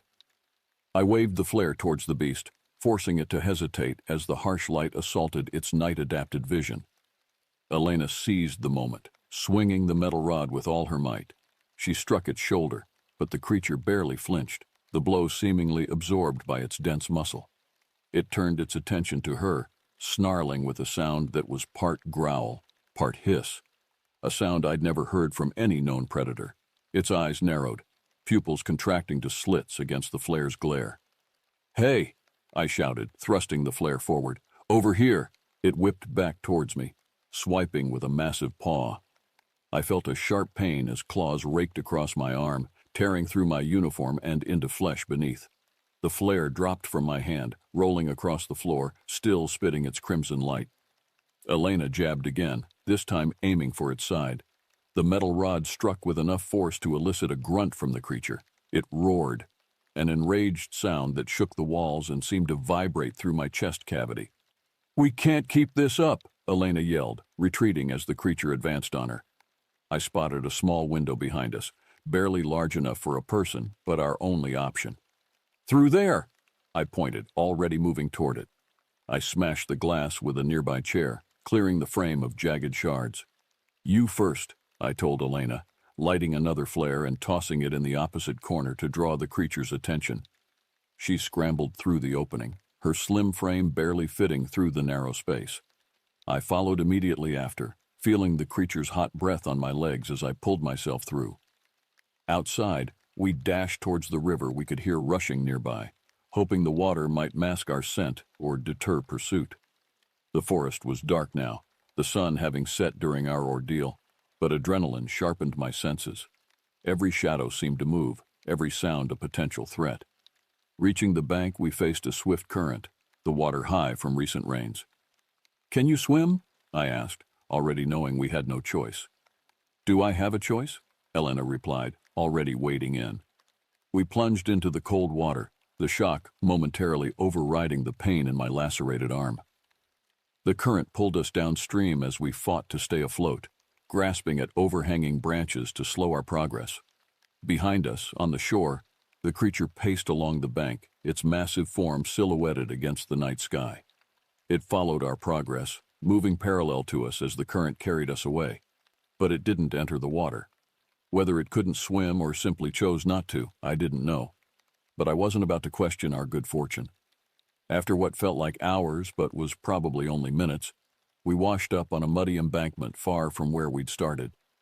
Exhausted, we collapsed on the ground, breathing heavily, the cool mud a strange comfort against my feverish skin. "Remind me to thank whoever designed that cabin," Elena said between gasps. Sturdy enough to slow it down, I managed a weak laugh, wincing as the movement pulled at my injured arm. And here I thought the biggest hazard today would be paperwork. In the distance, a haunting howl echoed through the trees. Not the creature's roar, but something equally primal. The swamp's familiar night sound slowly returned around us, as if nature itself was signaling that the immediate danger had passed. We assessed our injuries in the weak light of the moon. My arm was bleeding, 3 parallel gashes from shoulder to elbow, but not severely. The thick material of my uniform had taken the worst of it. Elena had a few scratches and a bruised shoulder from our escape through the window, but was otherwise intact. "We need to report this," she said, attempting to wring out her soaked shirt, her professional demeanor returning now that the immediate danger had passed. "Agreed," I replied, gingerly testing my injured arm. "But who's going to believe us?" She looked at me seriously. "We have evidence, the tracks, the carcass, our injuries. We have to try. That thing is still out there." We oriented ourselves using the stars, a skill I'd learned in training but never expected to need, and began the long trek back to the ranger station. We stuck to open areas where possible, avoiding the dense underbrush where something could hide. Every snapping twig, every rustle of leaves sent my heart racing, but we encountered nothing more threatening than an annoyed raccoon. Near dawn, we stumbled into the parking area where the main station stood. The lights were on. Our absence had been noticed, and a search was likely being organized. Upon arrival, we found our supervisor, Mark, organizing gear alongside 2 other rangers. "You're both a sight," he remarked, relief evident beneath his gruff exterior. "What happened out there?" We recounted the events, detailing everything we'd seen and experienced. I showed him my injuries, the uniform sliced cleanly by claws sharper than any bear's. Elena described the creature with ranger precision, estimated height, weight, morphological features that matched no known species. Mark listened, his expression shifting from skepticism to concern. When we finished, he was silent for a long moment, eyes distant.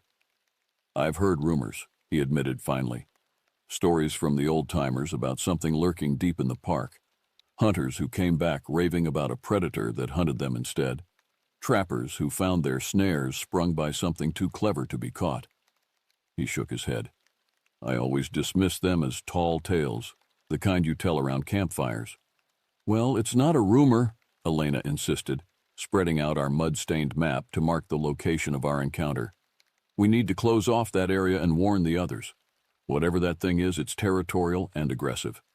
He nodded, the decision already made. "I'll make the calls. In the meantime, get yourselves checked out. Those cuts need proper cleaning," he added, gesturing to my arm. Over the next few days, a search team was assembled to investigate. They found the clearing, the carcass of the deer, and large footprints matching our description. But of the creature itself, there was no sign. The cabin showed evidence of our struggle: the broken door, scattered flares, blood on the floor, both human and unknown. Samples were collected and sent for analysis. The results came back inconclusive. The DNA was similar to canid, but with anomalies the lab couldn't explain. Contamination, they suggested. Sample degradation. Convenient explanations for inconvenient truths. The park issued a temporary closure of certain trails, citing safety concerns due to wildlife activity. Officially, in reports filed with the Department of Interior, it was labeled as a bear attack, though we knew better. The explanation satisfied the bureaucracy and kept the tourists from panicking, but did nothing to answer the questions that kept me awake at night. What was that creature? How many more were there? And how had they remained undiscovered in a national park visited by thousands each year? In the months that followed, I threw myself into research. I interviewed locals, pored over historical records, sought out the oldest rangers for their stories. A pattern emerged: sightings every decade or so, always in the deepest parts of the swamp, always dismissed or rationalized away. Native American legends spoke of shadow walkers that guarded the swamplands long before European settlement. Early colonists wrote of swamp wolves that walked on two legs when they thought no one was watching. One evening, as Elena and I sat outside the station after a routine patrol, I shared my findings. The sun was setting, painting the sky in shades of orange and purple, the swamp coming alive with night sounds. "It's strange, isn't it?" she mused, staring into the tree line. "We spend our lives protecting nature, and yet there's so much we don't understand about it." "Maybe some things are meant to stay hidden," I replied, rubbing absently at the scars on my arm, now healed but still sensitive. "Maybe there are corners of the world that don't belong to us, no matter how many maps we draw or parks we establish." She chuckled, but the sound lacked humor. That's a comforting thought when you're safe inside. Less so when you're out there with them. "Next time, let's hope the hidden things are a bit friendlier," I added, "or at least have better manners." "That one definitely skipped charm school," she agreed, and we shared a laugh that carried the edge of survivors who know how close they came to not surviving at all. We never encountered the creature again, but its memory lingered in every shadowed grove, every stretch of swamp that fell too quiet at our approach. I still worked the trails, still guided tourists through the safe, marked paths of Congaree, but I never ventured into certain areas alone, and I made sure to be out of the park by nightfall. The swamp returned to its usual rhythm, visitors unaware of what lay beyond the boardwalks. They snapped their photos, marveled at the ancient trees, and left with their pleasant memories, untainted by knowledge of what truly ruled these waters after dark. As for us, the rangers who knew the truth, we continued our work, a little more cautious, but no less dedicated. We were the thin line between two worlds, the civilized one we came from and the wild one we served. Some days that line felt thinner than others. After all, someone had to keep an eye on things, both the seen and the unseen. Someone had to know where to look and where not to look. Someone had to remember that not all territories on the map were truly claimed by human hands. And on quiet nights when the fog rolled in, I'd sometimes hear a distant sound, not quite a howl, not quite a roar, and know that the creature was still there, still watching, still waiting in the shadows of the cypress trees. First thing you gotta know about me is I don't like mysteries. I solve them. I work for the Missing Persons Unit in Albuquerque, New Mexico. It's a job where every day could bring in another puzzle, another lost soul. Today was no different, at least not at first glance. The sun was just creeping over the Sandia Mountains when I got the call about Amanda Novak, 19, college student, vanished without a trace. The call came from dispatch at 5:47 a.m. I was already up, nursing my third cup of coffee and watching the sunrise paint the mountains that pink-orange color that never gets old, no matter how many years you live here. My phone buzzed against the kitchen counter, the screen lighting up with the precinct's number. "Missing Persons, Detective Reyes," I answered, voice still rough with sleep. The dispatcher's voice was clipped, professional. "We've got a missing college student, Amanda Novak, 19. Roommate reported her missing when she didn't return from a run yesterday evening. last seen in the North Valley area. The North Valley? I knew it well, an old part of town where narrow streets wind between adobe houses and irrigation ditches, where cottonwood trees create shadows that seem to move on their own when the wind blows, where people can disappear. "I'm on it," I said, already reaching for my keys. I grabbed my bag packed with essentials, a flashlight, notebook, camera, and my Glock 19. This wasn't my first rodeo, but nothing could have prepared me for what was coming. The morning was cool, that distinctive New Mexico chill that burns off by 10 a.m. I drove through streets still half asleep, my mind cycling through the usual scenarios. Voluntary disappearance, foul play, accident. Every case starts the same way, with possibilities narrowing as evidence accumulates. Amanda's apartment was in a complex near UNM, the kind of place that charges too much for too little space. The building manager let me in with a face that said he'd done this before. Inside was a typical student dive. Posters of bands I didn't recognize plastered the walls, books strewn about, and a half-eaten pizza on the table. Her roommate, Jessica, was a wreck. Red-rimmed eyes, hands that wouldn't stop shaking as she clutched a mug of cold coffee. "When did you last see her?" I asked, pulling out my notebook. "Yesterday around 6. She went for a run like she always does." Jessica's voice cracked. "She said she'd be back in an hour. She never misses class. Never." I nodded, writing it down. "Where does she usually run?" "The Bosque Trails. She said she likes how quiet it is there." The Bosque, a dense cottonwood forest that follows the Rio Grande through the city, miles of trails, some marked, some not. Easy to get turned around if you don't know it well. "Did she take her phone?" Jessica nodded. "She always does, for music. I've been calling and texting, but it goes straight to voicemail now." "Any troubles lately? Arguments with friends? Problems at school?" "No, nothing like that. Amanda's nice. Everyone likes her." Jessica's eyes welled up again. "She wouldn't just disappear." I continued my questioning, gathering details. Amanda's habits, her classes, her friends. The picture building in my mind was of a responsible student, a creature of routine, not someone who would vanish on a whim. On Jessica's phone, I found the tracking app they use to share locations.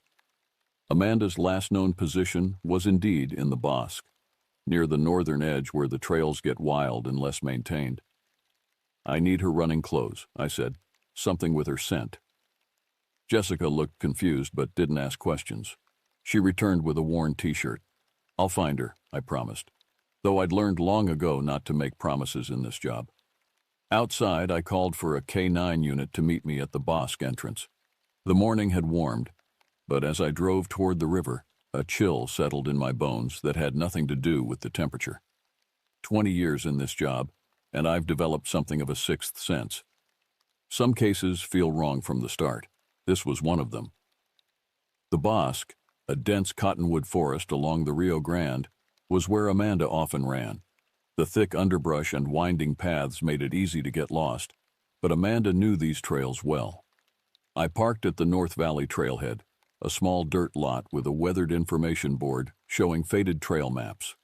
Officer Diaz was already waiting with Kona, a Belgian Malinois with a nose that had found 3 missing people in the last year alone. I handed him Amanda's shirt. "North Trail," I said. "She was last tracked about 2 miles in."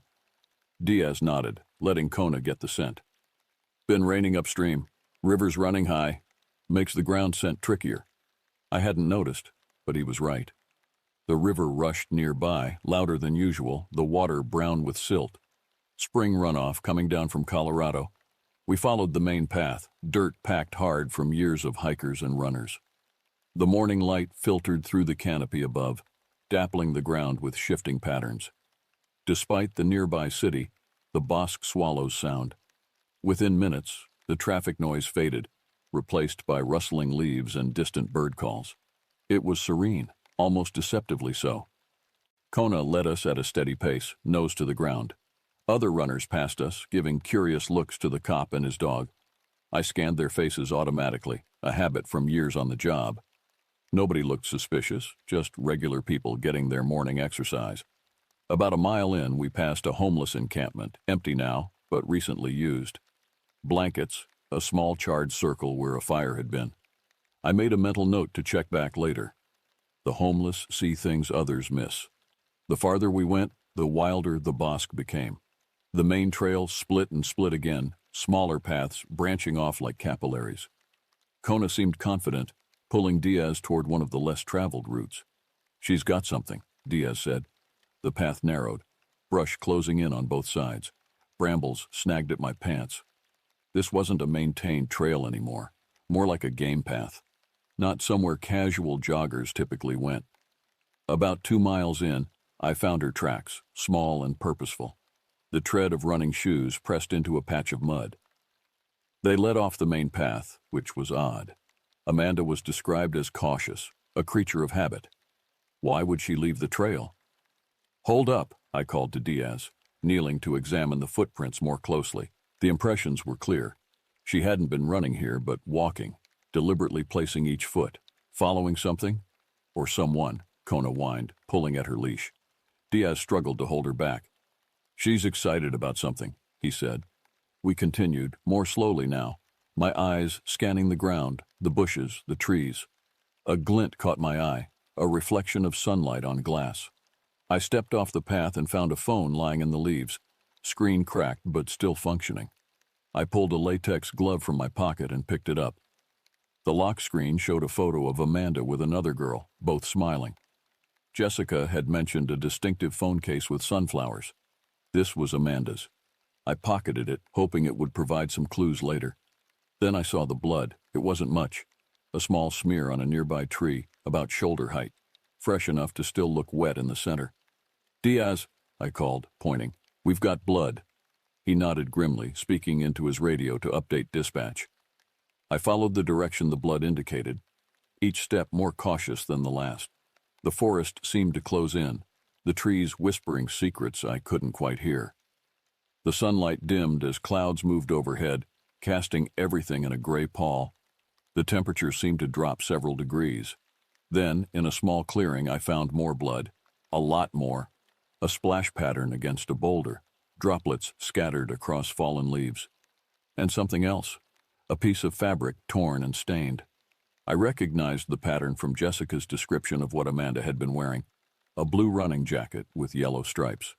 "Call it in," I told Diaz. "We need a full team out here now." As he radioed for backup, I circled the clearing, trying to make sense of the scene. There had been a struggle here. The ground was disturbed, leaves scattered, small branches broken. But no drag marks, nothing to indicate which way a body, dead or alive, might have been taken. Kona was agitated, pacing in circles, her training at odds with something that clearly disturbed her. "What is it, girl?" Diaz murmured, trying to calm her. I checked my watch. It had been nearly 18 hours since Amanda disappeared. In missing persons cases, the first 48 hours are critical. After that, the chances of finding someone alive drop dramatically. We're not waiting for backup, I decided.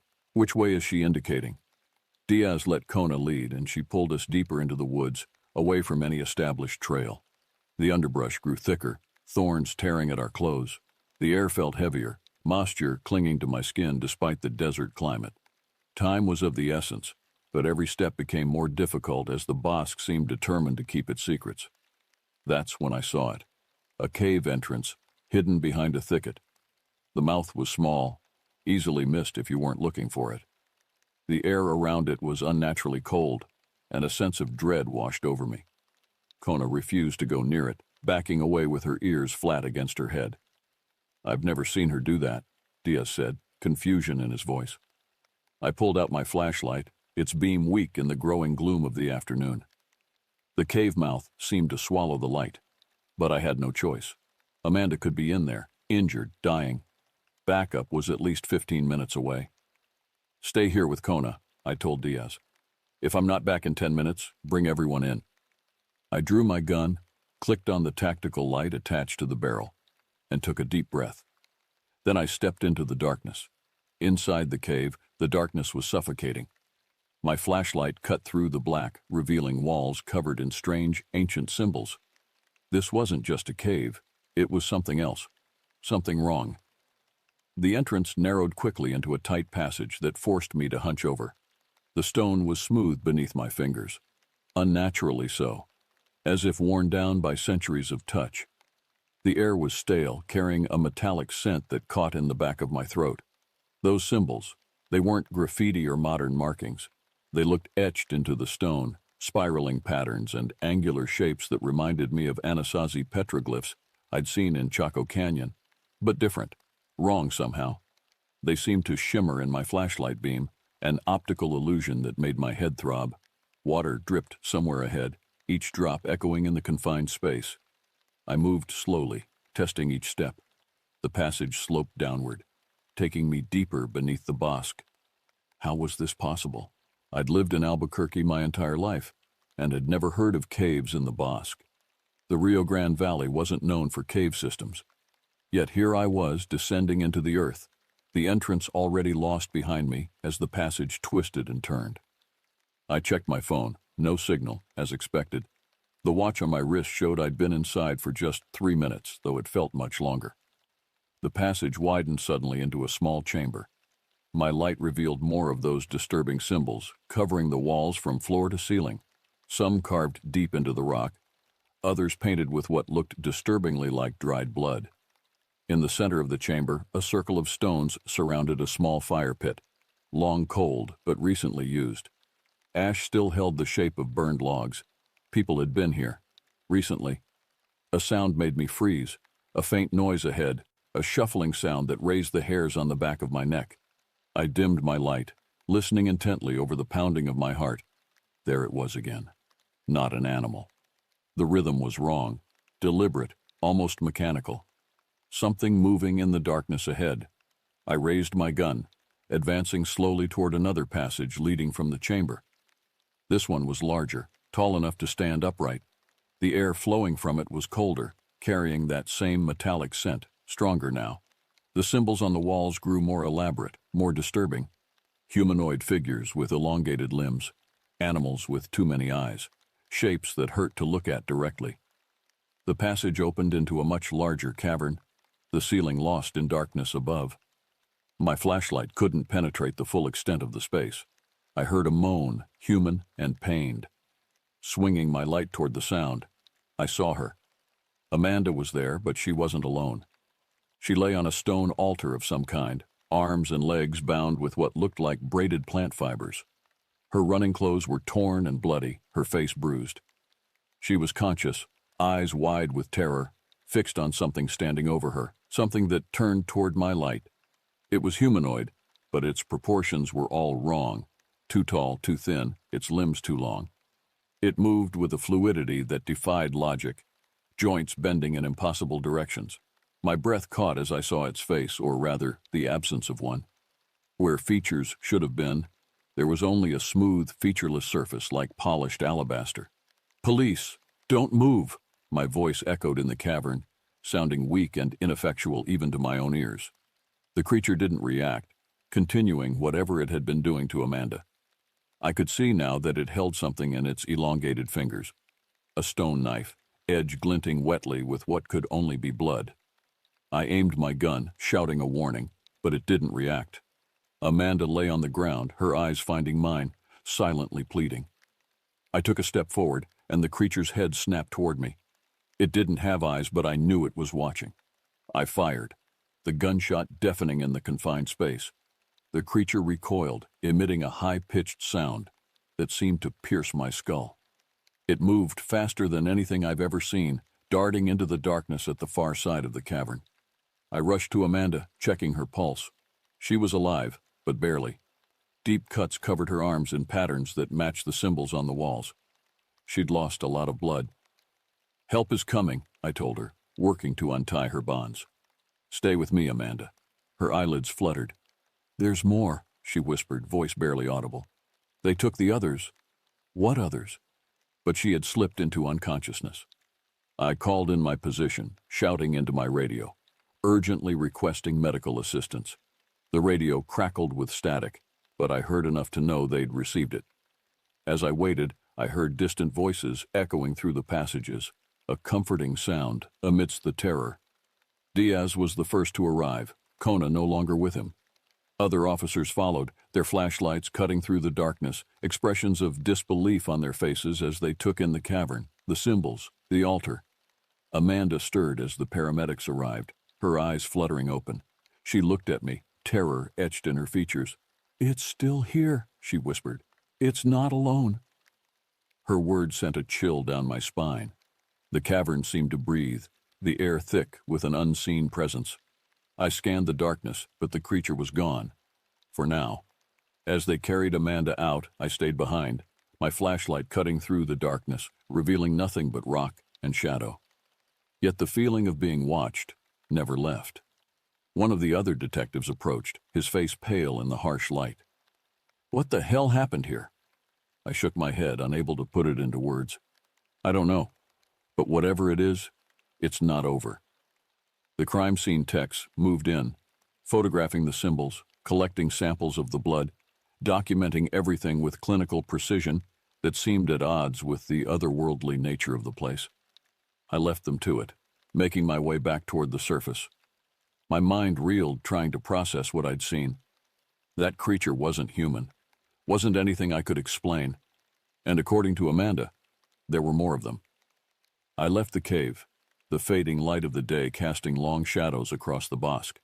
Amanda was safe for now, but questions remained. What was that creature? How many more were there? As I made my way back to the office, the weight of the unknown pressed on me. The sun had set by the time I reached my car, the forest now a wall of impenetrable darkness behind me. The trip back to the precinct was a blur, my mind replaying what I'd seen in that cavern. The faceless creature, the ancient symbols, Amanda's warning. Captain Rodriguez was waiting when I arrived, his office light the only one still burning on our floor. He waved me in without preamble. "The girl's stable," he said before I could ask. "She's at Presbyterian. Heavy sedation, but the doctors say she'll pull through." I nodded, relief washing over me. At least something had gone right today. "Now," Rodriguez continued, leaning forward, "want to tell me what the hell happened out there? Your report said something about a cave and ritualistic elements. The responding officers are talking about other things." I hesitated, knowing how it would sound. "Sir, I saw something in that cave. Something not human." To his credit, Rodriguez didn't laugh or dismiss me outright. He'd known me long enough to trust my judgment. "Not human how?" I described the creature as best I could. Its impossible proportions, its faceless head, the unnatural way it moved. With each detail, Rodriguez's expression grew more grave. "You fired your weapon?" "Yes, sir. It seemed to hit, but I don't think it did much damage." He sighed, rubbing his temples. "Physical evidence?" "Crime scenes processing the cave now. Blood samples, the bindings used on Amanda, photographs of those symbols on the walls, and..." I pulled out my phone, scrolling to the photos I'd taken after the paramedics had taken Amanda away. These. I showed him images of the altar, the strange circle of stones, close-ups of the most distinctive symbols. Rodriguez studied them, his face unreadable. "I've seen these before," he said finally, surprising me. "Or something like them. 20 years ago, my first year on the force, a case in the South Valley. 3 missing persons, all found in an abandoned house near the river. They had these same symbols carved into their skin." A chill ran down my spine. "What happened to them?" 2 died from blood loss. The 3rd lived but was never the same, committed suicide 6 months later. Rodriguez looked up at me, his eyes dark with memory. "We never caught whoever did it." At the precinct, I reviewed the evidence. Amanda's phone held a video, shaky and dark, but unmistakable.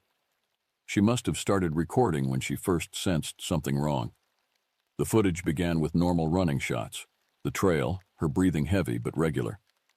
Then she stopped suddenly, the camera jerking as if she'd been startled. "Hello?" her voice called. "Is someone there?" The camera panned, catching glimpses of the forest. Nothing unusual at first. Then for just a second, something moved between the trees. A tall, thin shape, its form distorted by the camera's motion. Amanda's breathing quickened. "Who's there?" More movement in the background, too fast to track properly. The video continued for another minute, Amanda moving off the trail, following whatever she'd seen. The final frame showed the entrance to the cave, just before the recording cut off. My mind raced with possibilities, each more terrifying than the last. I sent the video to a specialist, Dr. Evan Linden at UNM's anthropology department. If anyone could shed light on those symbols, it would be him. Days passed with little progress. Amanda remained in the hospital, her condition stable, but her mind fractured by fear. The creature haunted my thoughts, its faceless visage a constant reminder of what lurked in the shadows. The crime scene team had finished with the cave. Their findings raised more questions than answers. The blood was human, some Amanda's, some older, from unknown sources. Carbon dating of material from the deepest layer of the fire pit suggested it had been in use for centuries. The symbols matched no known language or pictographic system. I spent hours in the hospital with Amanda, gently questioning her when she was lucid. Her story emerged in fragments, dreamlike and disjointed. She remembered running, seeing movement in the trees, following out of curiosity, thinking it was a deer or coyote, finding the cave entrance, being drawn inside by sounds, like singing, but not with voices. "They surrounded me," she whispered during one session, eyes fixed on the ceiling. "Tall things with no faces. They spoke in my head, showed me things." "What things, Amanda?" I asked, keeping my voice gentle. "Other worlds, places where they come from. They've been here a long time watching us." A tear slid down her cheek. "They need us for something. Our blood, our fear. They feed on it somehow." I believed her. After what I'd seen, I had no choice. Then a breakthrough. Dr. Linden called with news, his voice tense with excitement and fear. "I've seen these symbols before," he said, his voice grave. "They're ancient, predating known civilizations. They speak of watchers, beings from another realm." "Watchers?" I echoed, my mind struggling to grasp the implications. "According to the oldest texts, they exist in the spaces between our world and others. They're drawn to places of power, feeding on fear and chaos," Dr. Linden explained. "If they've been summoned or awakened, it means something powerful is at play." His words offered little comfort. If these creatures were indeed the stuff of ancient legend, our battle had just begun. "How do we fight them?" I asked. The silence on the line stretched too long. "I don't know if we can," he finally answered. "But I'm sending you something, a monograph from the 1920s. A researcher named Hargrove documented similar sightings in New England. He believed the watchers were tied to a physical anchor in our world. Destroy that, and they might be forced back." An anchor, the altar in the cave, the circle of stones, or something else entirely? I shared the findings with my team, knowing we had to prepare for the worst. Most were skeptical, but those who'd been in the cave with me understood. Something was happening in Albuquerque, something beyond our understanding, and it was getting worse. Weeks turned into months, and the creature remained elusive. Reports of disappearances grew, each one a grim reminder of the lurking threat. We tracked the patterns, each sighting more disturbing than the last. The watchers were here, and they were multiplying. 5 more people had vanished around the bosque. 2 bodies were found, bearing the same ritualistic cuts as Amanda. The others remained missing. The public was demanding answers, but what could we tell them? That faceless creatures from another realm were hunting in our city? The official line was a serial killer targeting joggers and hikers. The mayor formed a task force. I was put in charge, given resources and manpower. But the truth remained our secret, known only to those who'd seen the evidence firsthand. Dr. Linden became our unofficial consultant, poring over ancient texts and folklore from around the world. Accounts of the watchers appeared across cultures, faceless observers who occasionally crossed over, taking humans for purposes unknown. Meanwhile, Amanda recovered physically, though nightmares plagued her sleep. The cuts on her arms healed into raised scars that formed those same disturbing symbols. She claimed they burned whenever the watchers were near. "They're getting stronger," she told me during one visit. "I can feel them. More are coming through." I believed her. The sightings were increasing, not just near the original cave, but throughout the bosque. Security cameras in nearby neighborhoods caught glimpses. Tall, thin figures moving impossibly fast, always at night, always near where someone would later disappear. We set up surveillance, cameras, and sensors covering the bosque. Night after night we waited, the forest a silent witness to our vigilance. And then, one night, the monitors flickered to life. It was just after midnight when the call came in. One of our motion sensors had been triggered near the original cave. The thermal cameras showed nothing. The watchers apparently didn't give off heat. But the night vision picked up movement. Shadows moved, faster than the eye could see. The watchers had returned. I assembled a team, officers who'd seen the evidence, who knew what we were facing. We were armed with everything from standard-issue Glocks to shotguns loaded with rock salt. Dr. Linden's suggestion based on folklore about repelling spirits. Amanda insisted on coming. "I can sense them," she argued. "I'll know if they're nearby, even if your equipment doesn't pick them up." Against my better judgment, I agreed. Her scars had begun to glow faintly in the darkness, an unearthly blue light seeping from the symbols carved into her skin. We moved in, a team of armed officers, plus Amanda and Dr. Linden, ready to confront the unknown. The air was thick with tension, every rustle a potential threat. My flashlight cut through the darkness, revealing the same cave entrance, now surrounded by police tape that fluttered in the night breeze. Inside, the symbols glowed faintly, a malevolent energy pulsing from the walls. The cave seemed larger than before, the passages wider, as if it had grown or revealed more of itself. We advanced cautiously, following Amanda's lead. Her scars pulsed brighter as we descended, casting eerie shadows on the stone walls. "They're here," she whispered unnecessarily. We could all feel it now, a pressure in the air, a sense of being watched from all sides. The creatures moved in the shadows, their forms barely perceptible, even with our lights. Then one stepped into view, its faceless head turning toward us, limbs moving with that fluid, wrong motion. Officer Martinez fired first, his shotgun roaring in the confined space. The creature recoiled, a high-pitched keening filling the air. More emerged from hidden passages, surrounding us. We fired, bullets finding their marks but having little effect. The watchers recoiled from the rock salt, their forms momentarily disrupted before reforming. It was a battle of attrition, our determination against their otherworldly resilience. Amanda fell to her knees, overwhelmed by proximity to the things that had marked her. "The center," she gasped, pointing deeper into the cave. "Everything flows from the center." We pushed deeper, fighting our way through, the air growing colder, the darkness more oppressive. And then we found it. A chamber we hadn't discovered before, its walls lined with the same symbols, a pulsating stone at its center. The stone was obsidian black, roughly spherical, hovering inches above a pedestal without visible support. It pulsed with an inner light, rhythmic, like a heartbeat. "That's it!" Dr. Linden shouted over the chaos. "The anchor! Destroy it!" The watchers seemed to understand his words, or at least our intent.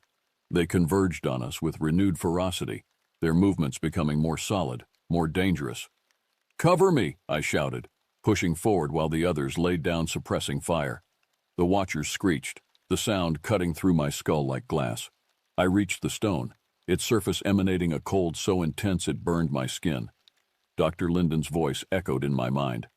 "Destroy the source." I aimed my gun, fired. The bullet struck the stone, and for a second, nothing happened. Then a crack appeared, spreading across its surface like ice breaking. I fired again and again. The stone shattered with a sound that wasn't sound, more a feeling, a psychic shockwave that knocked us all to the ground. The cave shook, a deafening roar filling the space. The watchers writhed, their forms dissipating into the ether, pulled apart like smoke in a high wind. Amanda screamed, her scars blazing with light before fading to normal. The symbols on the walls dulled, crumbling to dust before our eyes. We emerged from the cave, battered but victorious, into a dawn that seemed impossibly bright after the darkness below. The watchers were gone, the symbols fading into obscurity. In the following weeks, the disappearances stopped. The city returned to its uneasy peace, most citizens never knowing how close they'd come to something beyond understanding. Amanda recovered, her memories of the ordeal hazy, but no longer haunting.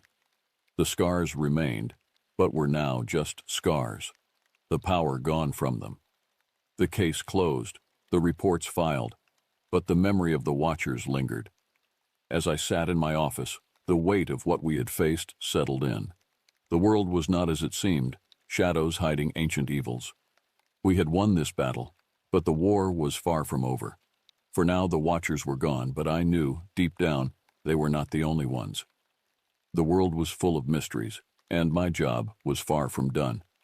As I locked up for the night, a sense of resolve filled me. Whatever came next, I would be ready. The wind whispered through the trees as I stepped outside, the city lights casting long shadows. The watchers were gone, but the darkness remained, a constant reminder of the unknown. And in that darkness, I found my purpose. I don't like mysteries. I solve them, even when the answers terrify me.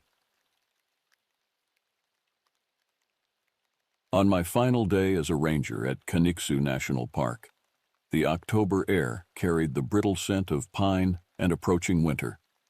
I'd spent 7 years patrolling these Idaho panhandle forests, 1985 to 1992, and knew every ridge and valley like the lines on my palm.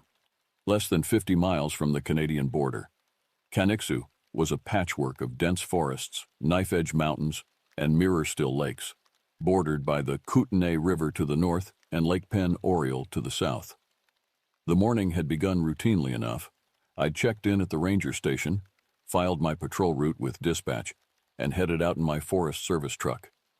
The radio crackled with occasional updates about a missing hiker found safe near Clearwater Ridge, and warnings of early snow predicted for the higher elevations by nightfall. I parked at Devil's Hollow trailhead around noon, planning to walk the 5-mile loop to check for any illegal campers or signs of poaching before winter fully descended.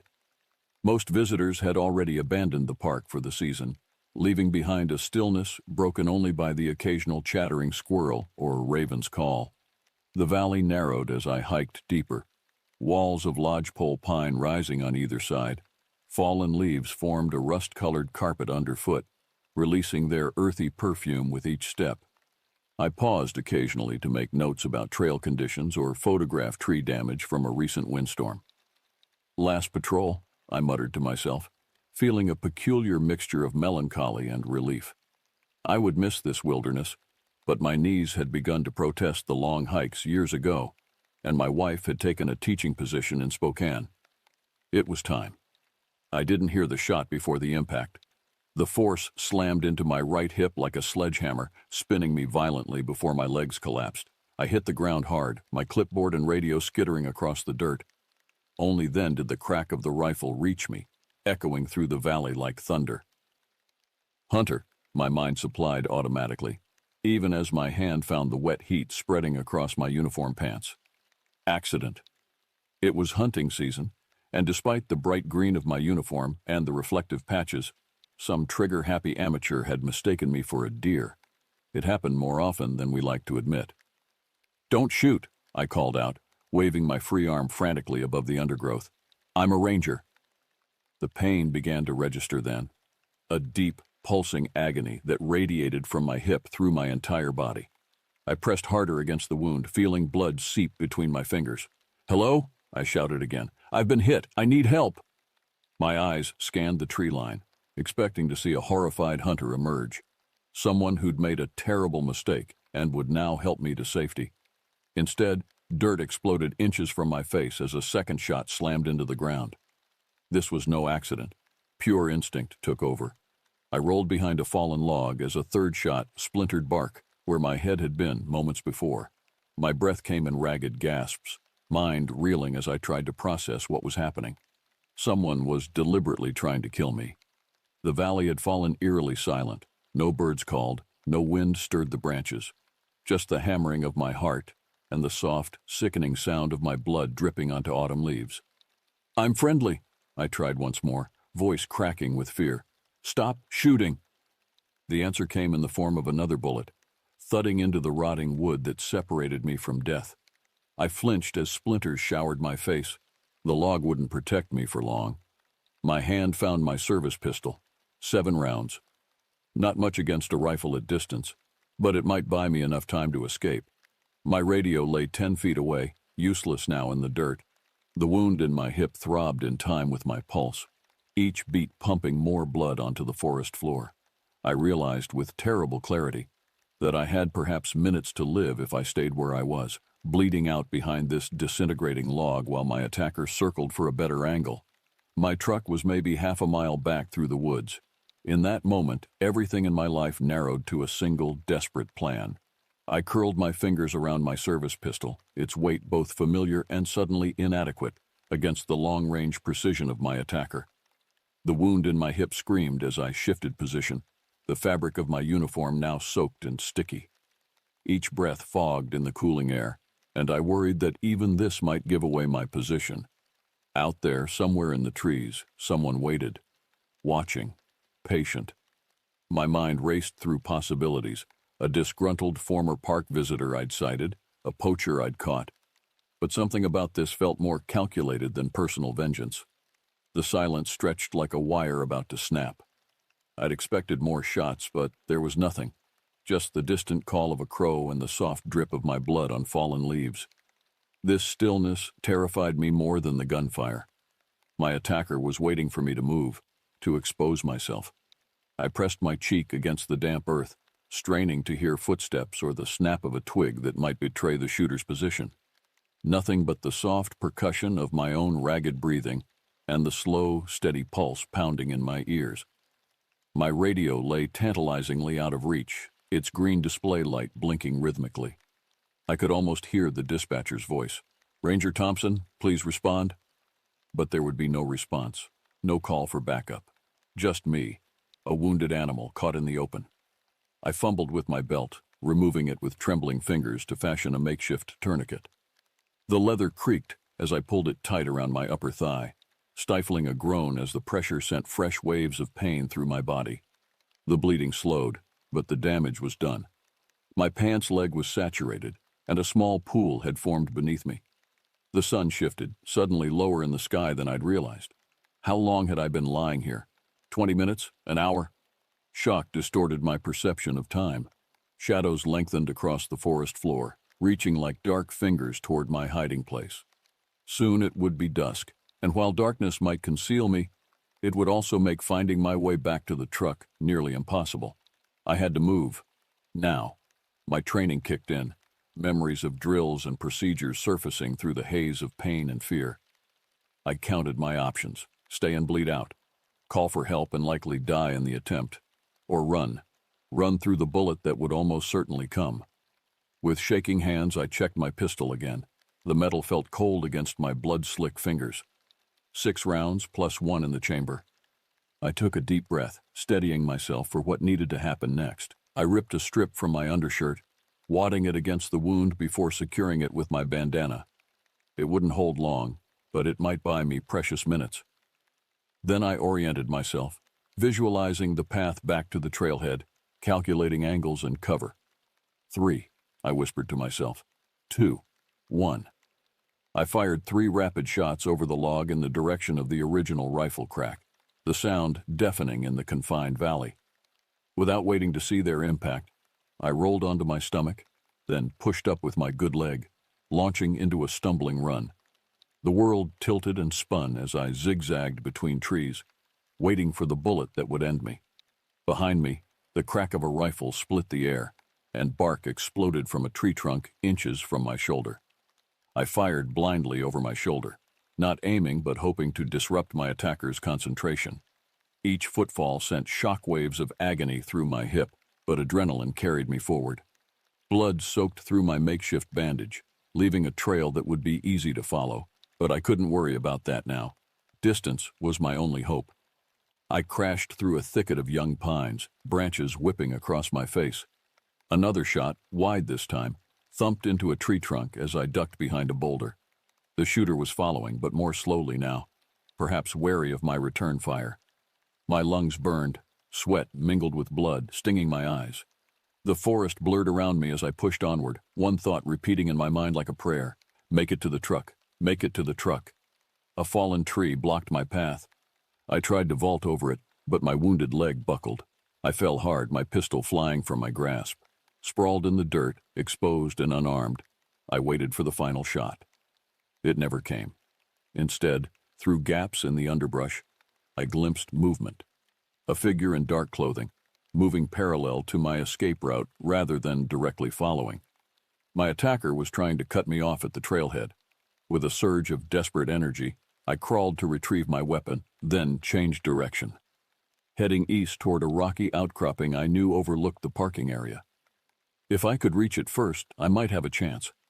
The pain in my hip had transformed into a strange numbness. My uniform pants were now almost black with blood, and each step left a macabre footprint behind me. I was getting weaker, my movements becoming clumsy and uncoordinated. As I stumbled onward, a terrible thought occurred to me. What if the shooter wasn't alone? What if my truck was already being watched? The forest had become a maze of shadows. Late afternoon sunlight angled through the trees, creating disorienting patterns across the ground. I leaned against a boulder, struggling to catch my breath as blood continued to seep through my makeshift bandage. My ranger training included wilderness first aid, and I knew enough to recognize the symptoms of significant blood loss. The lightheadedness, the thirst, the growing cold in my extremities despite the exertion. Each minute spent in this deadly game of hide-and-seek drained more life from me. I had perhaps an hour before shock would make escape impossible. I forced myself to think clearly, fighting through the haze of pain and fear. The shooter had revealed something important. They weren't just firing randomly. They were hunting methodically, attempting to cut me off from escape. This wasn't a crime of opportunity, but a planned execution. The question of why would have to wait. Survival came first. I checked my service pistol, 3 rounds left. Almost useless against a rifle at distance, but they might buy me precious seconds if it came to close quarters. I tucked it back into its holster and pulled out my compass, orienting myself in the fading light. The truck was northwest, perhaps 400 yards through increasingly dense forest. Direct movement would be suicide if the shooter had indeed positioned themselves between me and the trailhead. I needed a different approach. Kaniksu wasn't just my workplace. It had been my home for 7 years. I knew this section intimately, including a seasonal creek bed that ran roughly parallel to the trail before cutting under the access road. Dry now in autumn, it offered a natural trench that might conceal my movement, if I could reach it. I tightened the tourniquet, wincing as fresh pain lanced through my hip. The bullet had struck the right side, leaving an entry wound, but, miraculously, no exit wound. The projectile was still lodged somewhere in my pelvis, which meant major arteries had likely been spared. Otherwise, I'd already be dead. With trembling hands, I gathered fallen pine needles and pressed them against my wound, their resin providing some minimal antibacterial protection while adding bulk to my improvised dressing. Then I smeared mud across my face and hands to reduce visibility in the fading light. Moving as silently as possible, I began crawling eastward, away from both the truck and where I suspected the shooter was positioned. Each movement was agony, my body protesting with waves of nausea and cold sweat. The ground beneath me felt increasingly unsteady, as though the earth itself were tilting. After 20 excruciating minutes, I reached the dried creek bed, a 4-foot depression in the forest floor lined with smooth stones and fallen leaves. I slid down its bank, biting my lip to keep from crying out as my injured hip scraped against rock.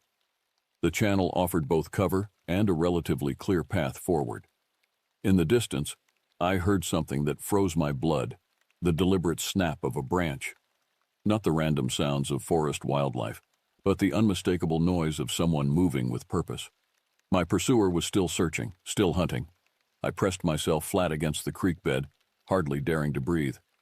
Above me, forest shadows deepened as dusk approached. Soon it would be dark, a double-edged sword that might hide me but would make navigation nearly impossible. The sound came again, closer now, a footstep, then silence. My pursuer was being cautious, moving in calculated intervals, listening between steps.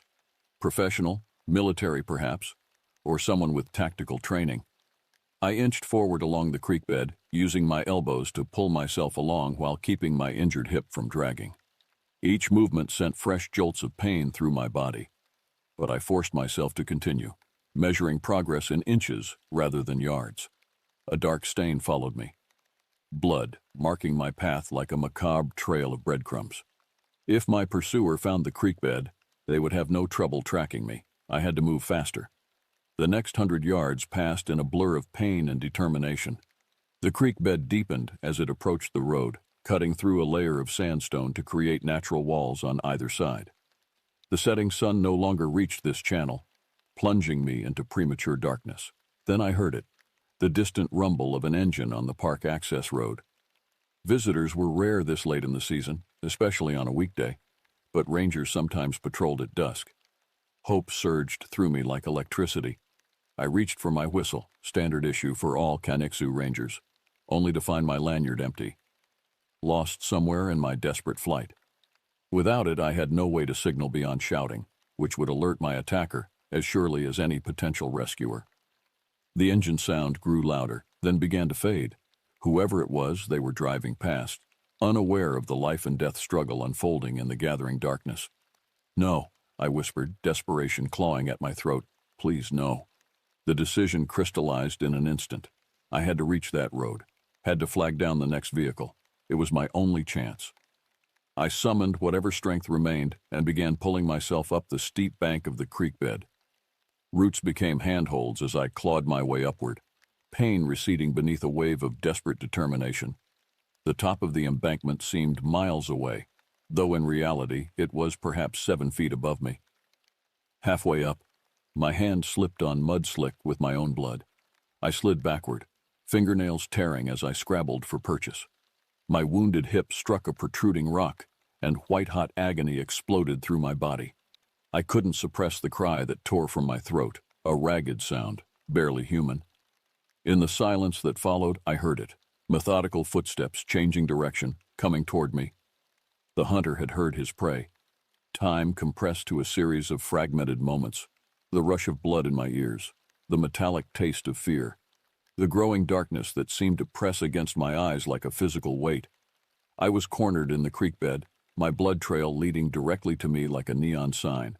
Above, twilight had transformed the forest into a landscape of blue-black shadows and indistinct shapes.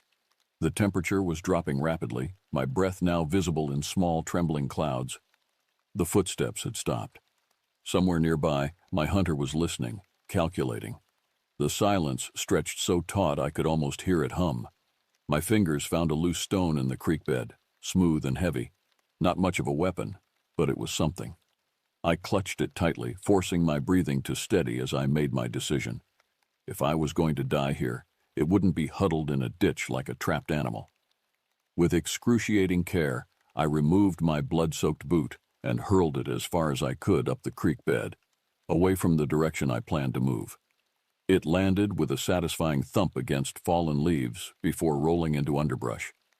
Almost immediately, a shot cracked through the forest, the muzzle flash briefly illuminating a section of trees 30 yards upstream.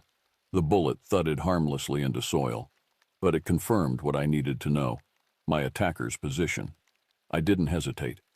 Using every ounce of remaining strength, I hauled myself up the opposite bank of the creek bed, my hips screaming in protest. Branches tore at my uniform as I crested the edge, then rolled into the cover of a fallen log. Another shot split the darkness, this one wide of my position. My diversion had worked, momentarily confusing the shooter about my location.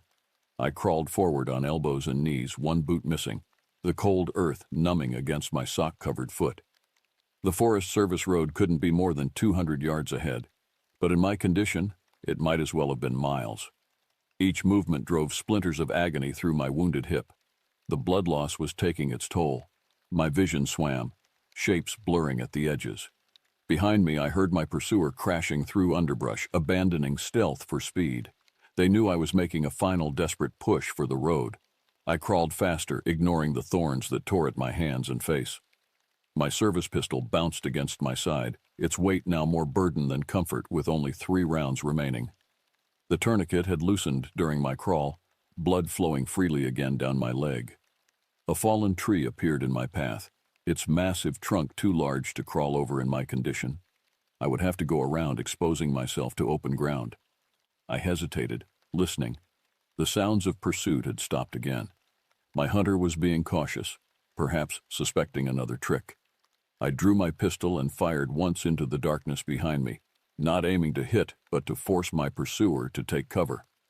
The flash temporarily ruined my night vision, but I used those precious seconds to scramble around the tree trunk and into a shallow depression beyond.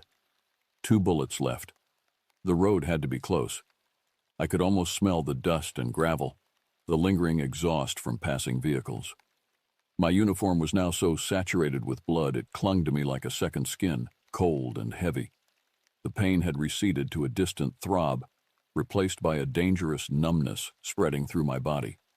Hypothermia would soon join blood loss as a threat. The October night was dropping below freezing, and shock magnified the effects of the cold. I needed to keep moving.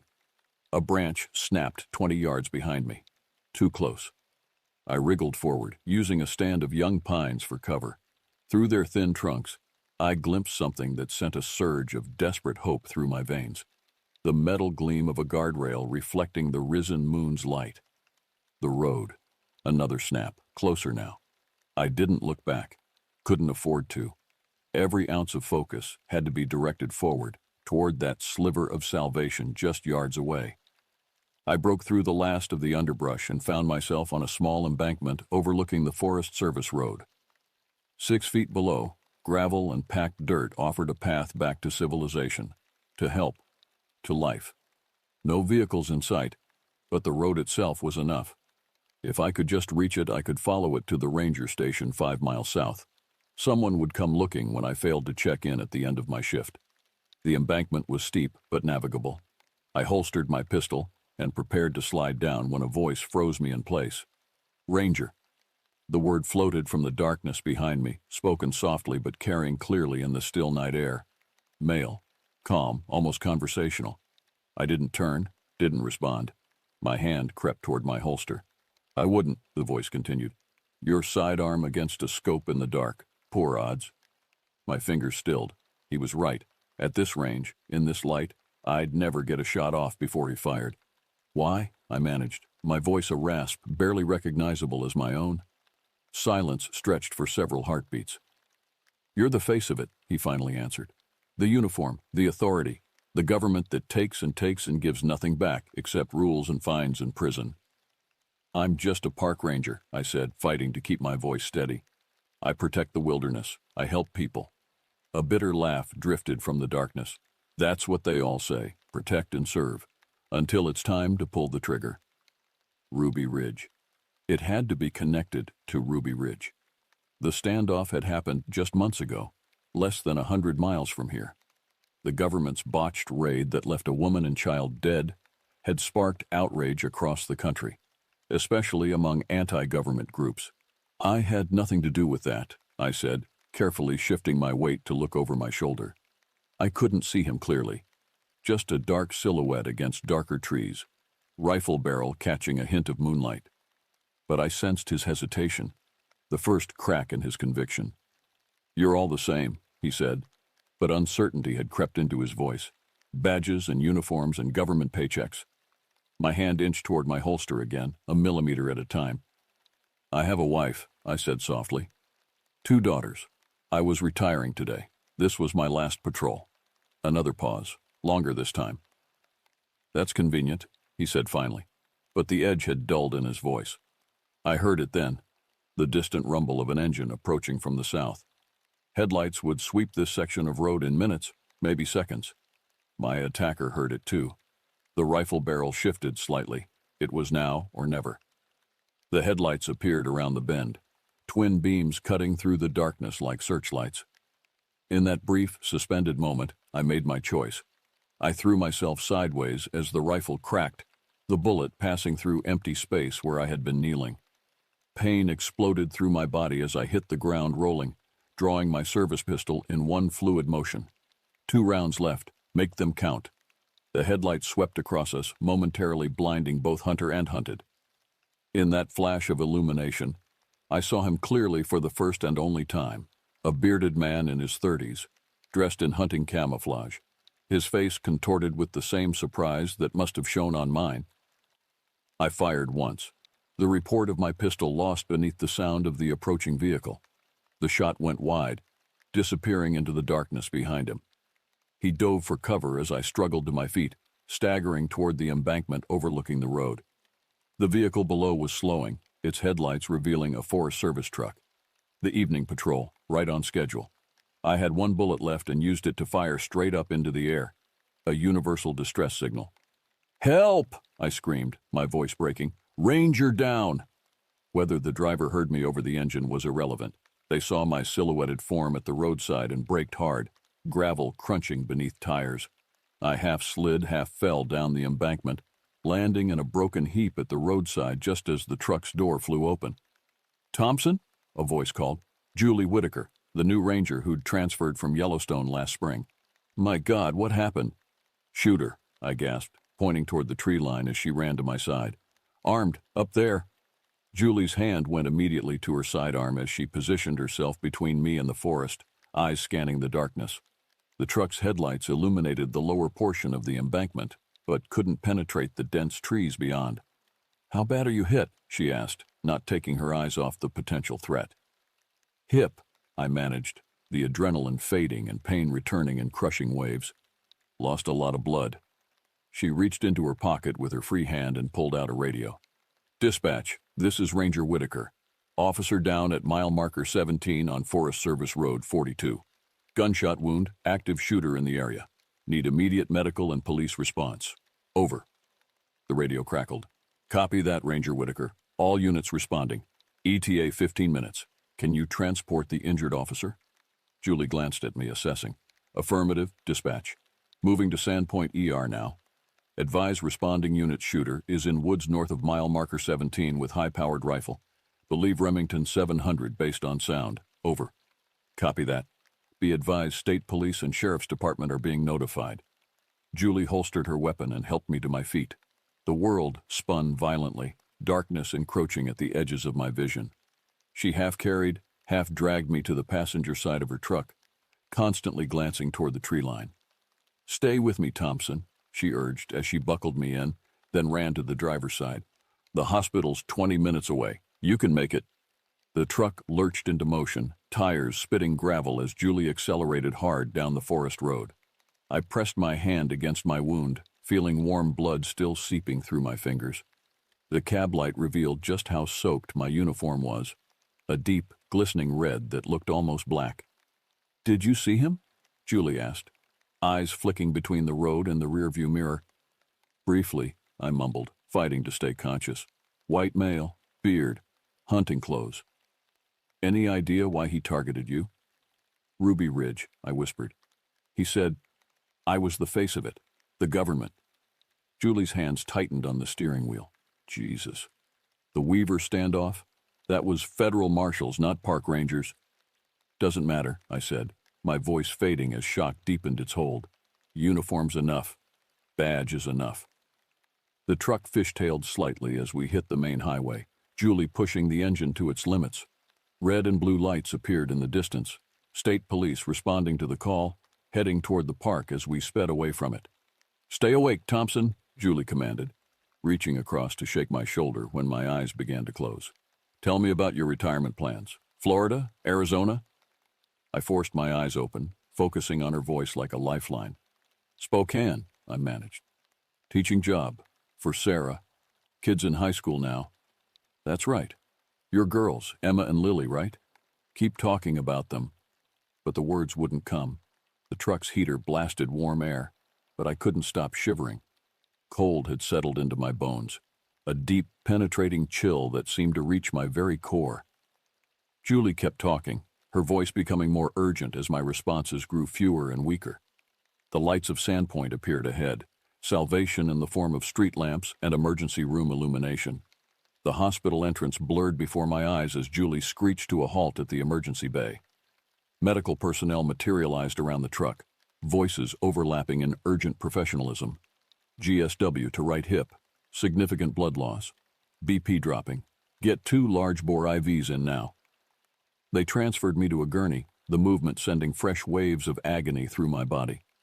Above me, fluorescent lights streaked past as they rushed me into the trauma room.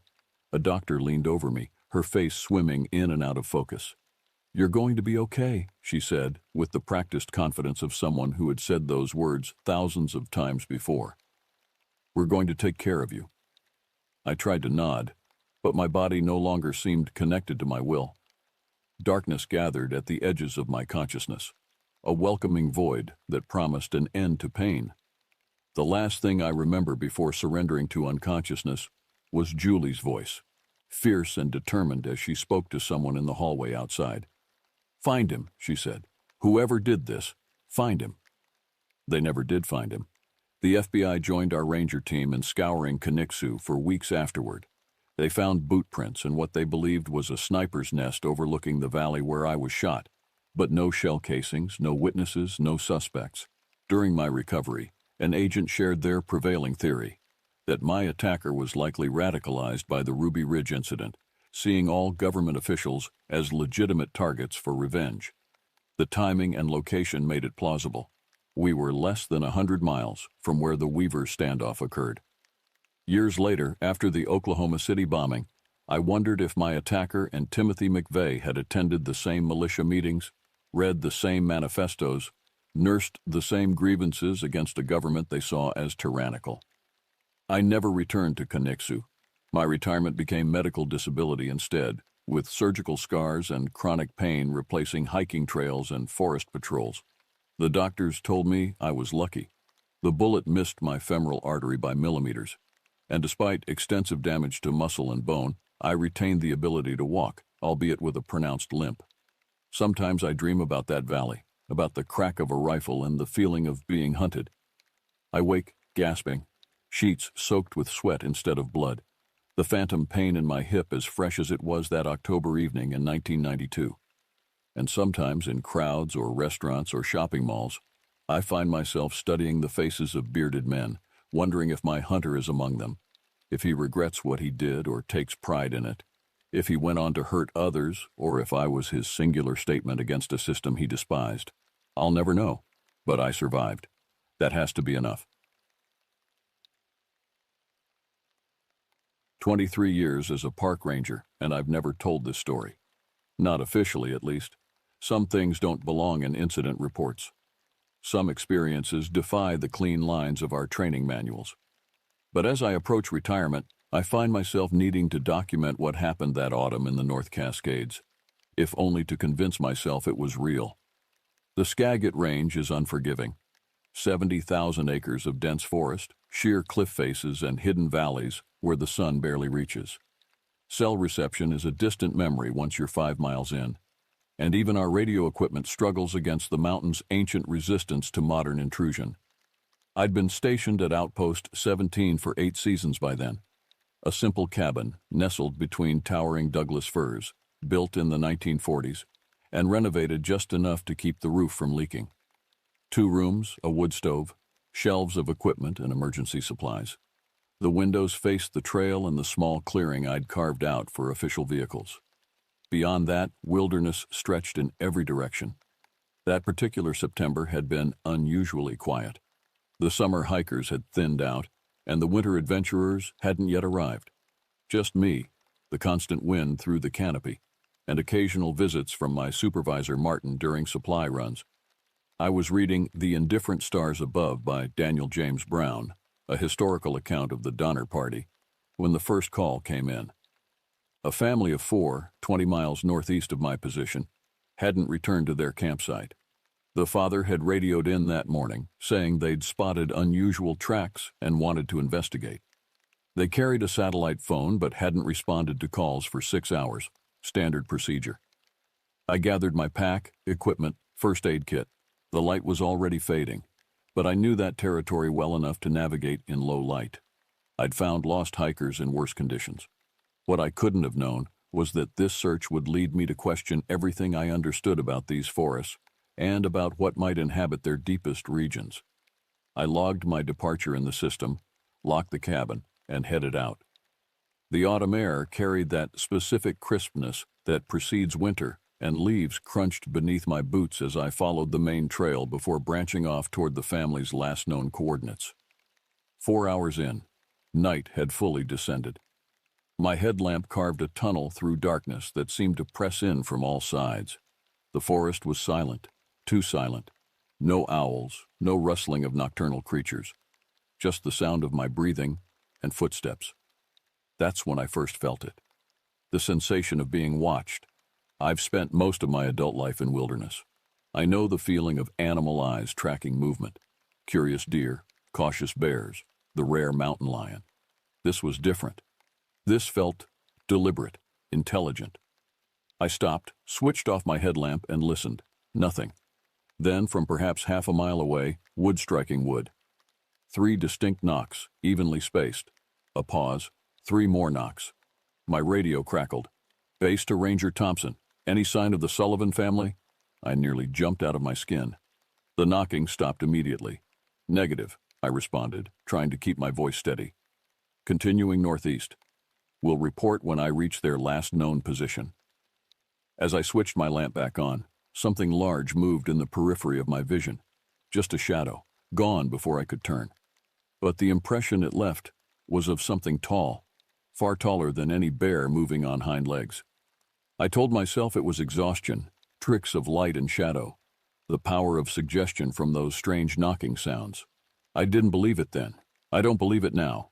Because scratched into a tree trunk at eye level, fresh enough that sap still seeped from the marks, was a crude symbol.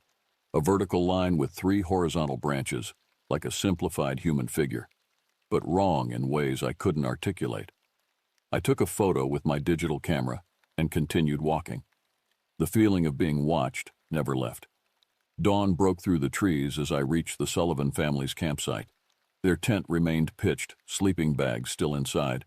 Backpacks leaned against a tree, food properly stored in a bear canister.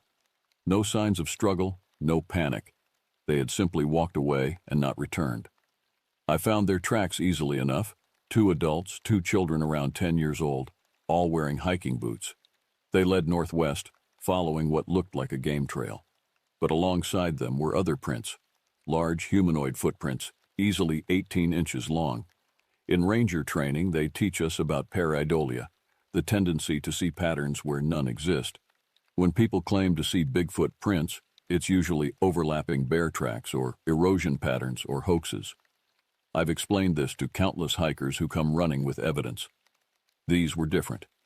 Perfect toe definition, clear midfoot, obvious arch, depth consistent with something weighing at least 500 pounds. And they were fresh from yesterday's soft rain. I photographed them with my camera, placing my own boot beside one for scale. Then I followed both sets of tracks deeper into the forest. 2 miles later, I found the first anomaly.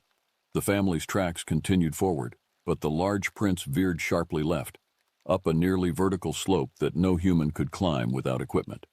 The impressions continued straight up, as if whatever made them simply walked up a 75-degree incline. I kept following the family's path. Their stride length increased gradually. They'd started walking faster, then running. The children's tracks sometimes dragged, suggesting the parents were pulling them along. 5 miles from their campsite, I found the father's satellite phone smashed against a rock, deliberate, not dropped. And nearby, hanging from a branch at about 7 feet high, the mother's jacket torn along one sleeve. My radio crackled again, making me flinch. Base to Thompson. Status update? I reported finding the campsite and the signs of the family moving quickly through the forest, but hesitated about mentioning the large tracks. Something held me back. If I reported Bigfoot prints, I'd have search and rescue rolling their eyes, thinking I was wasting time on folklore while a family was missing. I'm tracking them northwest from their site. They appear to be moving quickly. Request additional teams to spread out from my position. Copy that. Helicopter will be overhead within 2 hours, weather permitting. Teams deploying from North Access Road. As I put the radio back on my belt, I heard it again. 3 knocks, closer this time. Then from another direction, an answering series of knocks. I froze, straining to listen. A child's voice called out, distant but clear. Hello? Is someone there? I shouted back, Park Service, stay where you are, and broke into a run toward the sound. I found the 2 Sullivan children huddled in a shallow cave formed by fallen trees. The girl, about 12, held her younger brother protectively. Both were dirty, scratched, but largely unharmed. "Where are your parents?" I asked, dropping to a knee beside them. "They told us to hide," the boy whispered. "When the tall man came." "What tall man?" I asked, pulling out my first aid kit to check them for injuries. The girl looked past me, into the trees. "The one that's watching us right now." I turned sharply. The forest appeared empty, but the feeling of being observed was overwhelming. I handed the children water and energy bars while trying to raise base camp on the radio. Static answered me. "We need to move," I said, helping them to their feet. "Can you tell me what happened to your parents?" As we began walking south, back toward established trails, the girl spoke softly. "Dad saw big footprints yesterday and followed them. Last night something started throwing rocks at our tent.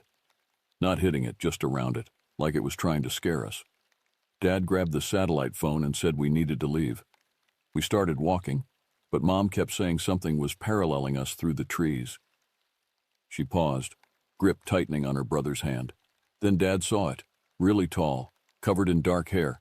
He yelled at Mom to take us and run while he tried to call for help. We ran, but it cut through the forest and got ahead of us somehow. Mom pushed us toward that fallen tree and told us to hide and be quiet, no matter what we heard. Then she ran in another direction, screaming to draw it away."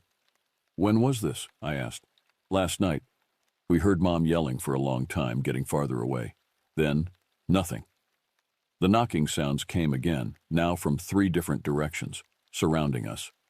"We need to move faster," I said, lifting the exhausted boy onto my back. "Keep close to me."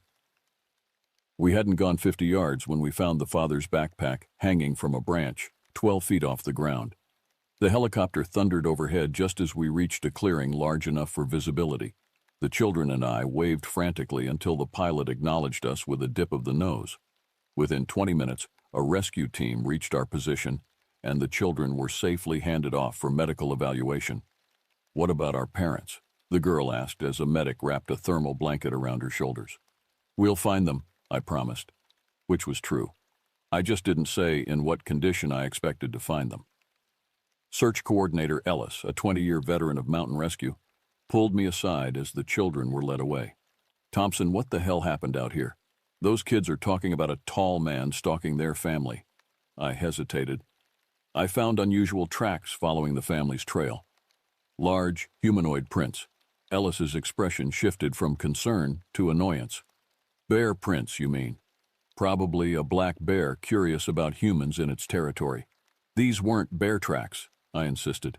"I've been ranging these forests for over 2 decades. I know the difference. And I know traumatized kids can say crazy things, and tired rangers can misinterpret evidence," he countered. "We've got search teams spread across 5 miles. Stick to the facts, not campfire stories." He assigned me to Team 3, continuing the search for the parents along the northwest vector. 4 of us moved through the forest in standard search formation, calling out periodically and listening for responses. Another ranger, Diaz, fell into step beside me. "I heard you found weird footprints," she said quietly. "Like the ones Manning reported last year in Olympic National?" I glanced at her. "You believe that report?" She shrugged. "Manning quit after 20 years and moved to Arizona, never went camping again. Something happened to him out there." We walked in silence for a while before she spoke again. "My grandmother was Snohomish. She called them Stetakai, the forest people. Said they were guardians who became angry when humans disrespected the wilderness. Her own father claimed to have been taken by them as a child and returned days later." "You think that's what happened to the Sullivan parents?" "I don't know. But I know these mountains had names and stories long before we started drawing maps and building ranger stations." As afternoon faded toward evening, we found a man's boot beside a stream, then scraps of torn clothing. The evidence painted a clear picture of someone running desperately through rough terrain. We pushed on as light failed, switching to thermal imaging equipment. That's when we heard the scream, not quite human, not quite animal. A long, undulating howl that echoed through the valley and sent birds exploding from the canopy. The 4 of us froze, instinctively moving into a defensive circle. "Mountain lion?" suggested Taylor, the youngest ranger on our team. "No way," Diaz whispered. "That was no cat." Our team leader Parker raised his radio. "Team 3 to base. We heard an unidentified vocalization approximately half-mile northwest of our position. Request permission to investigate. Negative, Team 3, lights failing, return to base camp, we resume at dawn. Parker hesitated, looking at us. Standard protocol was clear. Night searches were dangerous and largely ineffective, unless there was imminent threat to life. There could be survivors, I said. Or we could have 4 more missing persons by morning, Parker countered. We follow protocol. As we turned back, I saw something move at the edge of my thermal scope's range, a large heat signature, upright, at least 7 feet tall. I raised the scope, but it had vanished between the trees. Did you see that? I asked Diaz. She nodded slightly, her expression grim. Like I said, my grandmother had stories. That night at the base camp, I couldn't sleep. I kept thinking about the Sullivans, possibly still alive, waiting for rescue that was retreating to safety. I remembered the books in my cabin, folk tales collected from indigenous tribes throughout the Pacific Northwest, accounts from early settlers, modern encounter reports. There were patterns across centuries of stories, consistent details that couldn't be coincidence. Shortly after midnight, I made my decision. I gathered emergency supplies, left a note explaining my actions, and slipped away from camp. I was going back out, protocol be damned. The forest at night is a different world. Familiar landmarks transform, distances stretch, and sounds carry differently through the cool air. I moved silently, using only red-filtered light to preserve my night vision.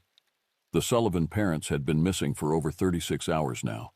Exposure alone would be a serious threat, not to mention injuries or whatever had been stalking them.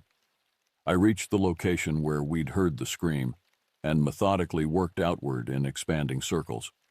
An hour in, I found fresh disturbance. Broken branches, disturbed earth, signs of something large moving through the underbrush. Following this trail, I discovered what appeared to be a primitive structure deep in a ravine. Tree limbs had been woven between standing trunks, creating a crude shelter about 8 feet tall. Around it, smaller trees had been bent and twisted into patterns that couldn't have occurred naturally. Whatever this was, it hadn't been built by casual hikers or hunters. As I approached cautiously, my light caught something reflective, a woman's watch hanging from a branch, the crystal cracked but still glinting. Mrs. Sullivan's, almost certainly. I drew my sidearm, standard issue for wildlife defense, and moved closer to the structure. The entrance was a low opening requiring me to crouch. The smell hit me first, a powerful, musky odor unlike anything I'd encountered before. Not decomposition, thankfully, but deeply animalistic. Inside, my light revealed a dirt floor lined with vegetation. No fire pit, no tools. But pressed into one wall were obvious handprints, massive handprints with 5 distinct fingers, imprinted into clay-like soil. Something rustled behind me. I spun around, weapon raised. Mrs. Sullivan lay half-conscious in the corner, partially covered with branches and leaves. She was pale, hypothermic, but alive. No obvious injuries beyond scrapes and bruises. "Mrs. Sullivan," I whispered, holstering my weapon and rushing to her side. "I'm with the Park Service. We're going to get you out of here." Her eyes fluttered open, unfocused. "It took David," she mumbled. "Carried him away." "Your husband? When?" "Last night. It brought us here, kept watching us, left food, berries, raw fish, then took him." Her voice was hoarse, barely audible. "It's intelligent. It understood when I cried about my children. I gave her water, wrapped her in my emergency blanket, and tried calling for backup. The radio returned only static. We were too deep in the ravine. "Mrs. Sullivan, can you walk? We need to move to higher ground." She nodded weakly. I helped her to her feet, supporting most of her weight as we made our way out of the structure. The night had grown preternaturally still. No wind, no animal sounds. Just our labored breathing as we climbed slowly out of the ravine. A branch snapped loudly behind us. I turned, shining my light between the trees. Nothing visible, but the feeling of being watched had intensified. "It's coming back," Mrs. Sullivan whispered, terror sharpening her voice. "Keep moving," I urged, one step at a time. We'd nearly reached the ridge when 3 distinct knocks echoed through the forest, so close they seemed to surround us. Mrs. Sullivan stumbled, nearly falling. That's how they communicate, she gasped. They've been doing that since it took us. They? I asked, helping her over a fallen log. There's more than one. As if in confirmation, answering knocks came from multiple directions, a complex pattern, almost like language, too coordinated for any known wildlife behavior. We crested the ridge and I immediately tried the radio again. This time I got through. Emergency, this is Ranger Thompson. I've located Mrs. Sullivan alive. We're approximately 3 miles northwest of yesterday's final search position. Subject is ambulatory but requires immediate medical attention. We are being pursued. Repeat, we are being pursued. Copy that, Thompson, came the response, barely audible through static. Stay in position. Helicopter deploying with spotlight. ETA 15 minutes. Negative, I replied. Cannot remain stationary. We'll move toward clearing at coordinates 48.73 by minus 121.18. Mark with flares. I helped Mrs. Sullivan continue forward, both of us jumping at every sound. The knocking had stopped, but something large was moving parallel to us through the trees, just out of sight, but audible as branches swayed and undergrowth crushed beneath heavy steps. What about David? Mrs. Sullivan asked, her voice stronger now as adrenaline took effect. Search teams will keep looking, I assured her, though privately I doubted her husband was still alive. We'd covered perhaps half a mile when something massive stepped onto the path ahead of us. My light caught only a glimpse before it moved, a wall of dark hair, at least 8 feet tall, bipedal. It made no sound as it crossed the trail, but I caught the distinct impression of eyes reflecting my light. Mrs. Sullivan froze, her fingers digging into my arm. That's not the one that took us, she whispered. That one was smaller. Before I could process this information, rocks began to hit the ground around us. Not thrown directly at us, but close enough to create an unmistakable pattern of threat. They were trying to hurt us, I realized. Away from the clearing, back toward the ravine. I fired a warning shot into the air, hoping the sound would discourage them. The forest fell silent momentarily, then erupted in response, howls and screams from multiple sources, a cacophony of inhuman voices communicating what could only be rage. Run, I told Mrs. Sullivan, pulling her toward the clearing. Don't stop. We crashed through the underbrush, abandoning stealth for speed. Behind us, I could hear heavy footfalls gaining ground. Something dark moved in my peripheral vision, keeping pace effortlessly. The trees thinned ahead, revealing stars. The clearing, just 50 more yards. Something caught my pack, yanking me backward with incredible force.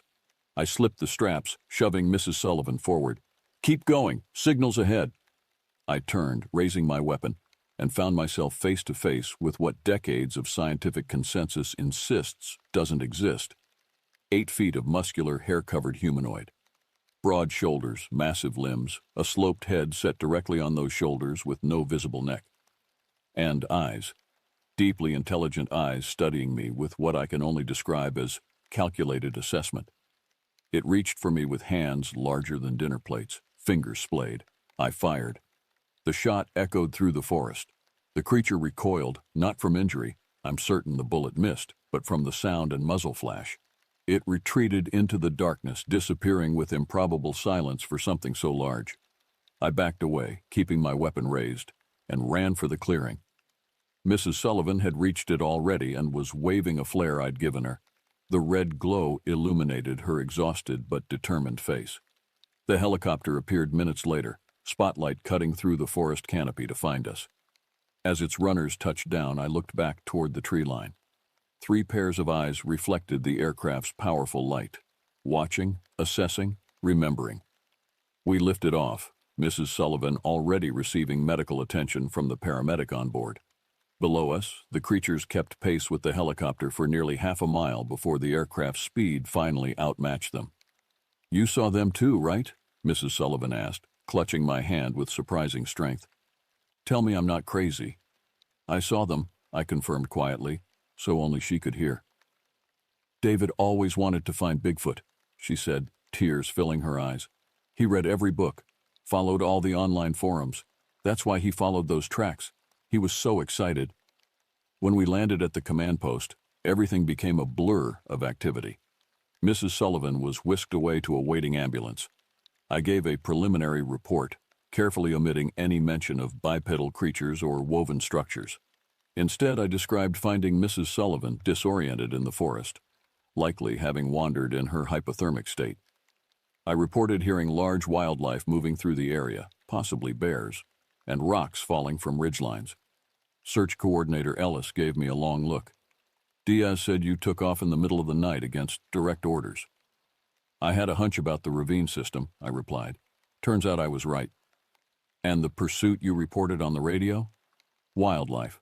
Bear, probably. Mrs. Sullivan was delirious from exposure. Ellis studied me, then nodded slowly. Get some rest. Full debrief at 0800. We're still looking for the husband. I knew they wouldn't find him.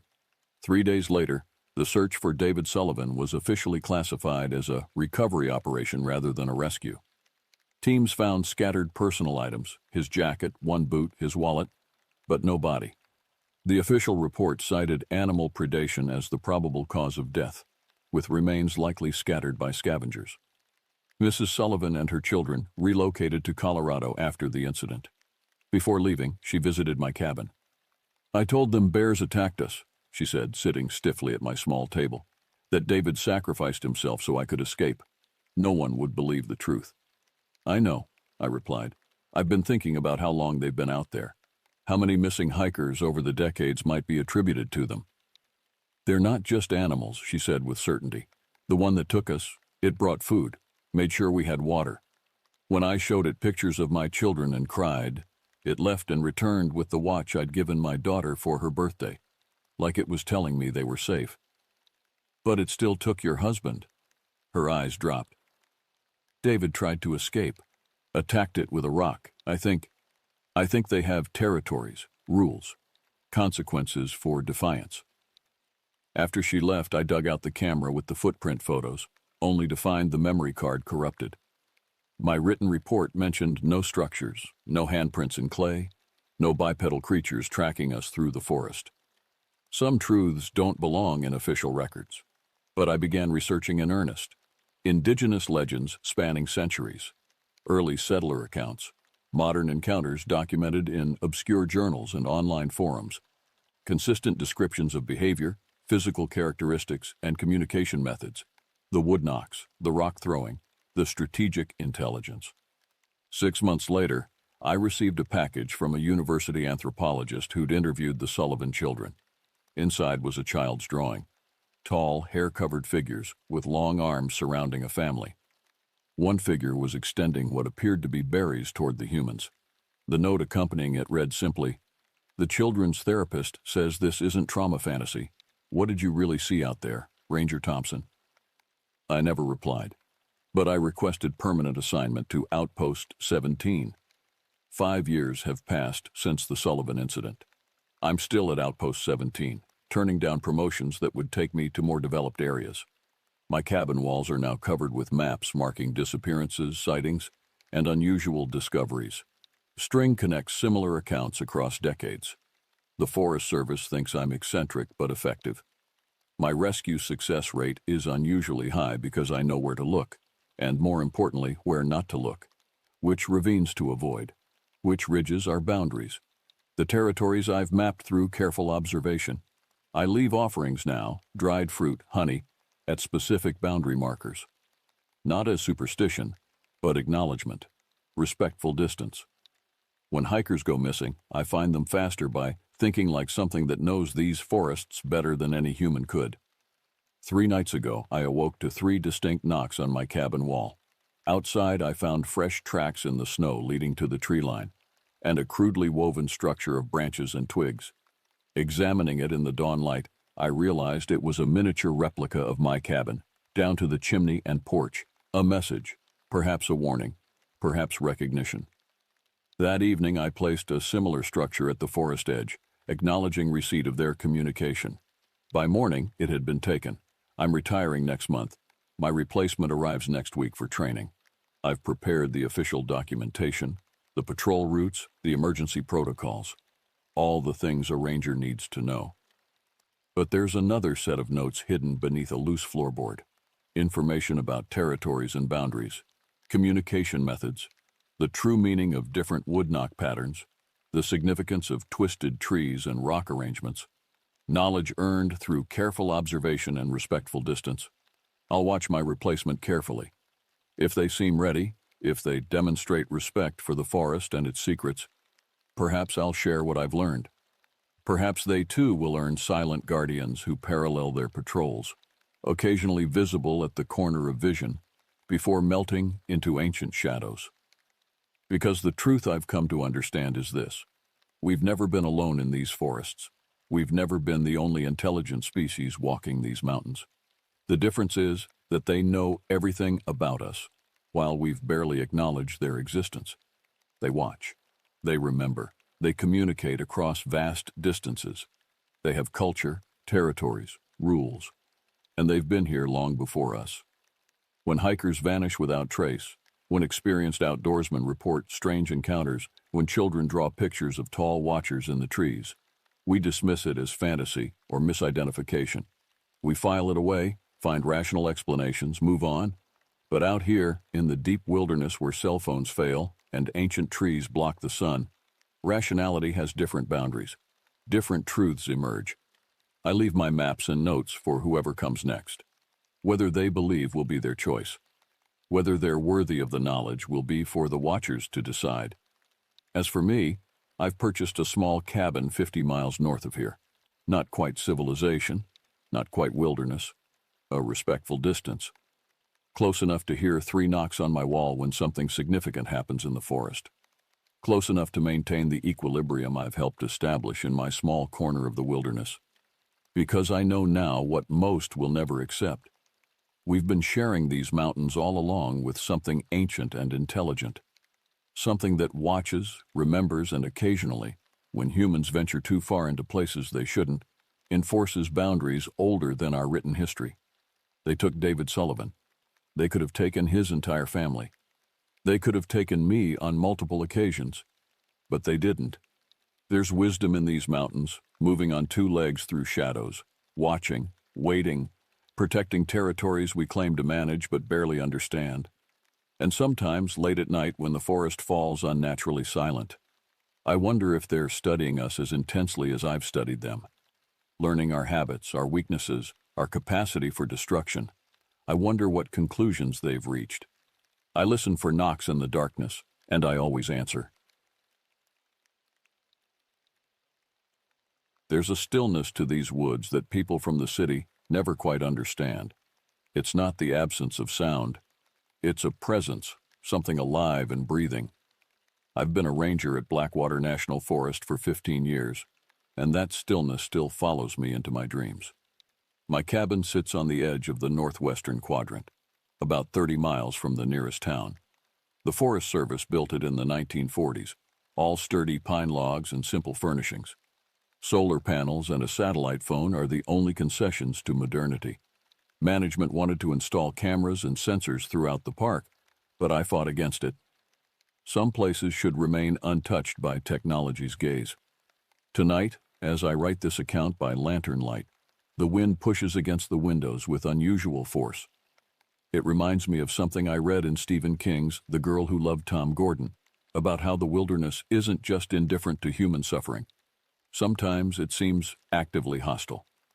3 days ago, I received a call about hikers missing on the Coldwater Trail. A family of 4 had ventured out for a day hike and never returned to their campsite. Standard procedure dictates assembling a search party, but a storm was moving in, and backup couldn't arrive until morning. Sometimes waiting isn't an option. I grabbed my pack, emergency supplies, first aid kit, flares, GPS, and my trusty rifle. Not for the wildlife you'd expect. Bears are predictable. Mountain lions keep their distance. It's the other things that concern me. The search and rescue logs in this region contain peculiar details that never make the official reports. Unusual track patterns, items arranged in geometric formations no animal could create. And the sounds, low, resonant vocalizations that carry for miles through the valleys. "Did you hear that?" a hiker once asked me during a rescue. Like something huge walking on 2 legs. I nodded but said nothing. We don't talk about these things officially, but among rangers, the stories persist. As I locked my cabin and headed toward Coldwater Trail, I couldn't shake the feeling of being watched. Not by anything human. The forest was unusually quiet that evening. No birds, no insects. Just silence and the sound of my boots on packed earth. What happened over the next 72 hours changed everything I thought I knew about these woods. About what lives here. About what's possible. The thing about working in wilderness rescue is that everyone expects a happy ending. Find the lost hikers, bring them home, file the paperwork. But as I headed deeper into Blackwater that night, following the beam of my flashlight into the gathering darkness, I knew this would be different. I've seen strange things in these woods over the years, tracks that shouldn't exist, tree structures no human could build, and sometimes, just at the edge of my peripheral vision, something large moving between the trees. The locals have a name for it. The old-timers who lived here before the land became federal property. They called it the Watcher. I never gave it much credence. Until now. I picked up the family's trail near Coldwater Creek. Their footprints told a story. Casual walking patterns suddenly transforming into a chaotic scramble. Something had spooked them, something big. "Hello?" I called out, my voice swallowed by the dense forest. "Forest Service. If you can hear me, respond." Only silence answered. Then, faintly, I heard it. A low, rumbling vocalization that seemed to come from everywhere and nowhere at once. Not quite animal, not quite human. The hairs on my neck stood up. In 15 years, I'd never heard anything like it. I quickened my pace, following the family's tracks deeper into the darkness. Whatever had happened to them, whatever had scared them, I was now walking straight toward it. The tracks led me to a small clearing about 4 miles from the trailhead.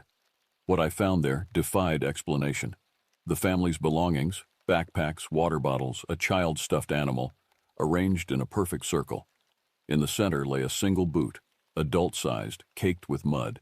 No signs of struggle, no blood, just a deliberate arrangement that no animal or panicked human would create.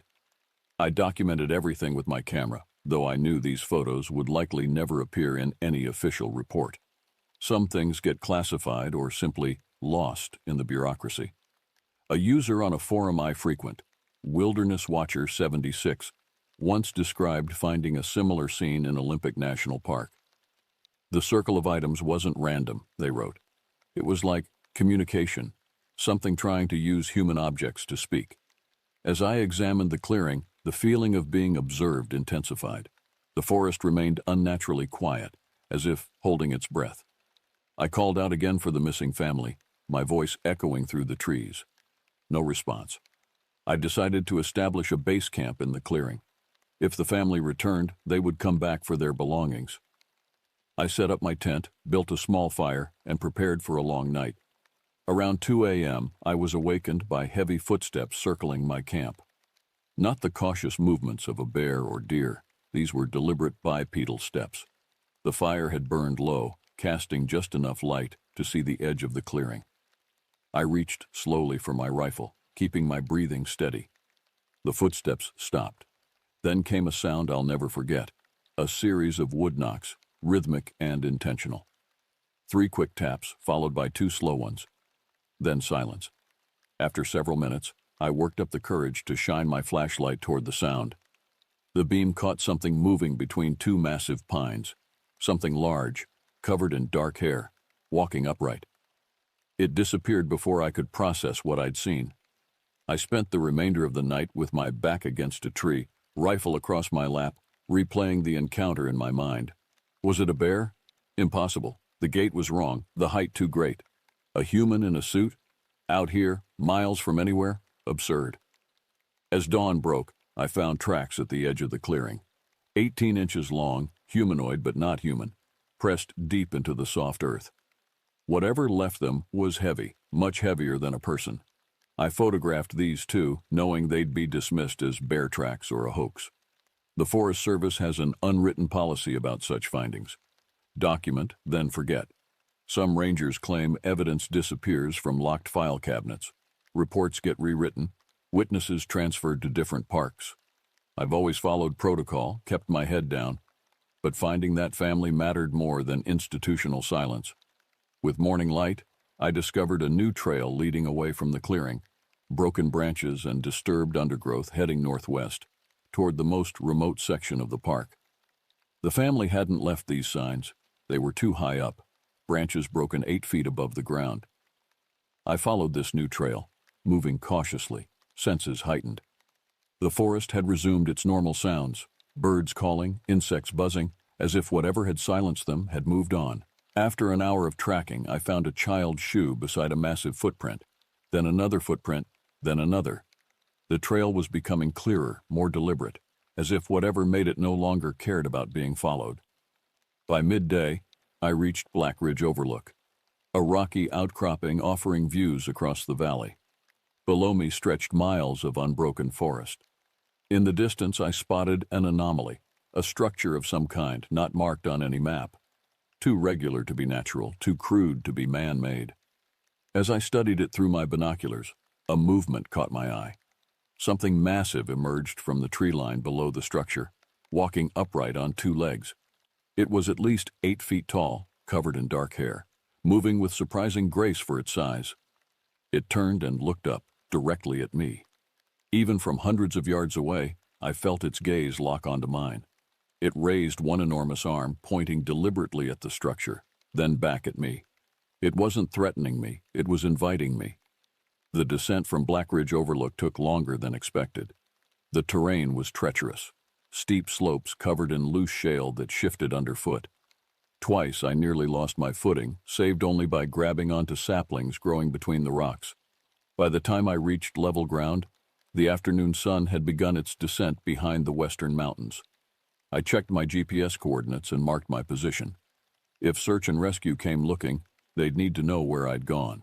The structure I'd spotted from above was still a mile away, hidden now by the dense forest.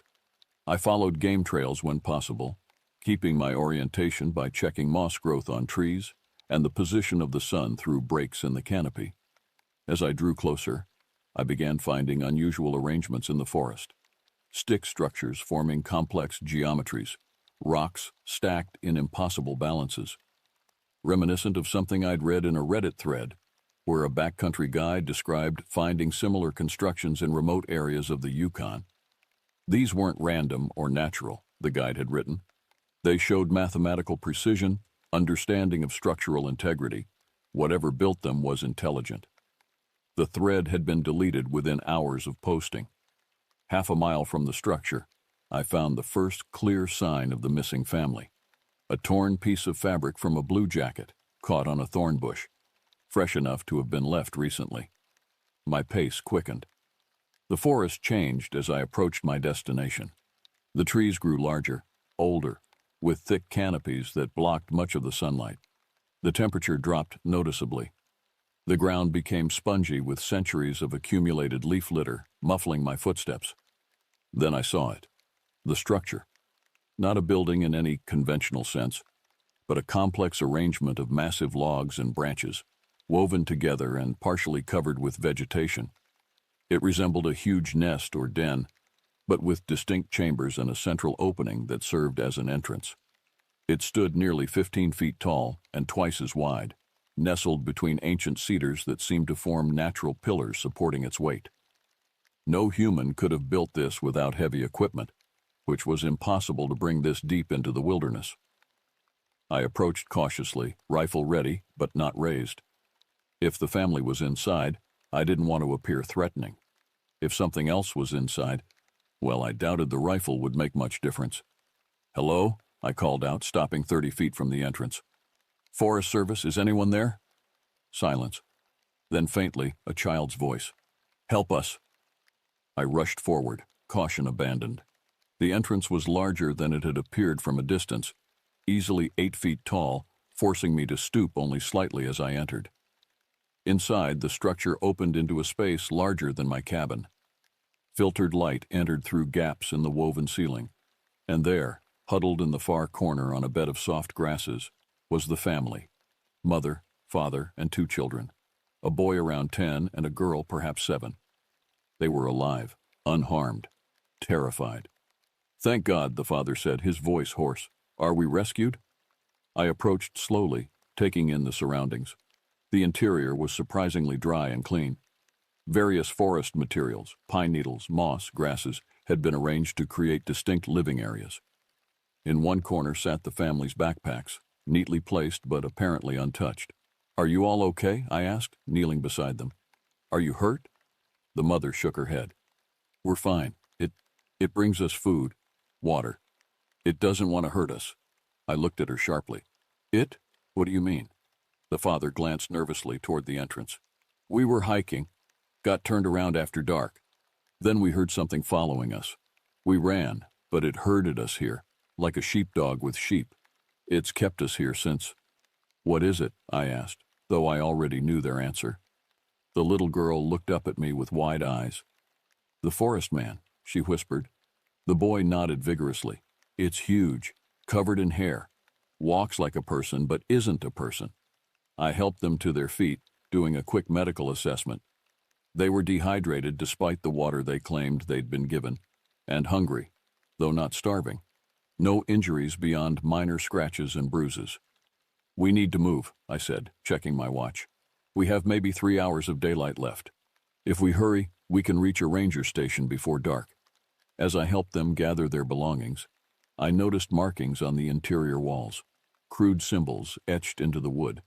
Not random scratches, but deliberate patterns that repeated in sequences. "It makes those," the mother said, following my gaze. "It sits there for hours, carving with its fingers." I photographed the symbols quickly. Something about them seemed familiar, though I couldn't place why. We exited the structure into the afternoon light. The family stayed close, jumping at every sound from the forest. I kept them moving at a steady pace, following my GPS back toward established trails. We'd covered perhaps half a mile when we heard it behind us. Heavy footsteps, breaking branches, moving fast. "Run," I said quietly, then louder, "Run!" We crashed through the underbrush, the family ahead of me as I brought up the rear, constantly checking behind us. The father carried the younger child. I helped the boy navigate the difficult terrain. Whatever pursued us was gaining ground, moving through the forest with the ease of something that had lived there for generations. "Don't look back," I instructed them. "Just keep moving." The sounds behind us grew louder, not just footsteps now, but vocalizations. Low, rumbling calls that seemed to come from multiple directions. Were there more than one? A post I'd read on a cryptid forum years ago came back to me. They hunt in family groups, they communicate, they coordinate. At the time, I dismissed it as fantasy. Now, hearing those calls echoing through the trees, I wasn't so sure. We reached a small stream, and I made a quick decision. "Into the water," I ordered. "Walk downstream. It might mask our scent." The water was knee-deep and ice-cold, numbing our feet as we waded along the rocky bottom. The mother stumbled once, nearly dropping her pack, but the father caught her arm. The children were silent, wide-eyed with fear, but following instructions perfectly. After several hundred yards in the stream, I directed the family up the opposite bank and into a dense thicket of young pines. The close-growing trees would make it difficult for something large to follow. I hoped. "Rest," I whispered, setting down my pack. 5 minutes, not more." They collapsed onto the ground, breathing heavily. I distributed water and energy bars from my supplies, watching their faces in the fading light. The father met my eyes, a question forming. "What are they?" he asked quietly. I hesitated. The indigenous people of this region had stories about forest giants. Every culture does, really.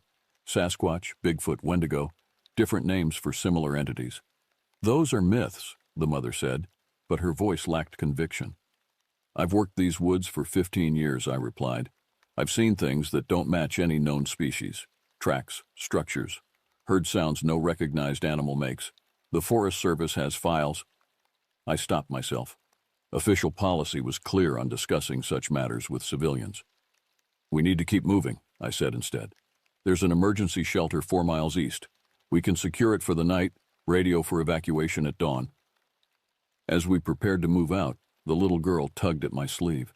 "It's not bad," she whispered. "The forest man. It gave me berries. It made a doll from grass." Her mother pulled her close. "Emma, don't." "But it's true," the child insisted.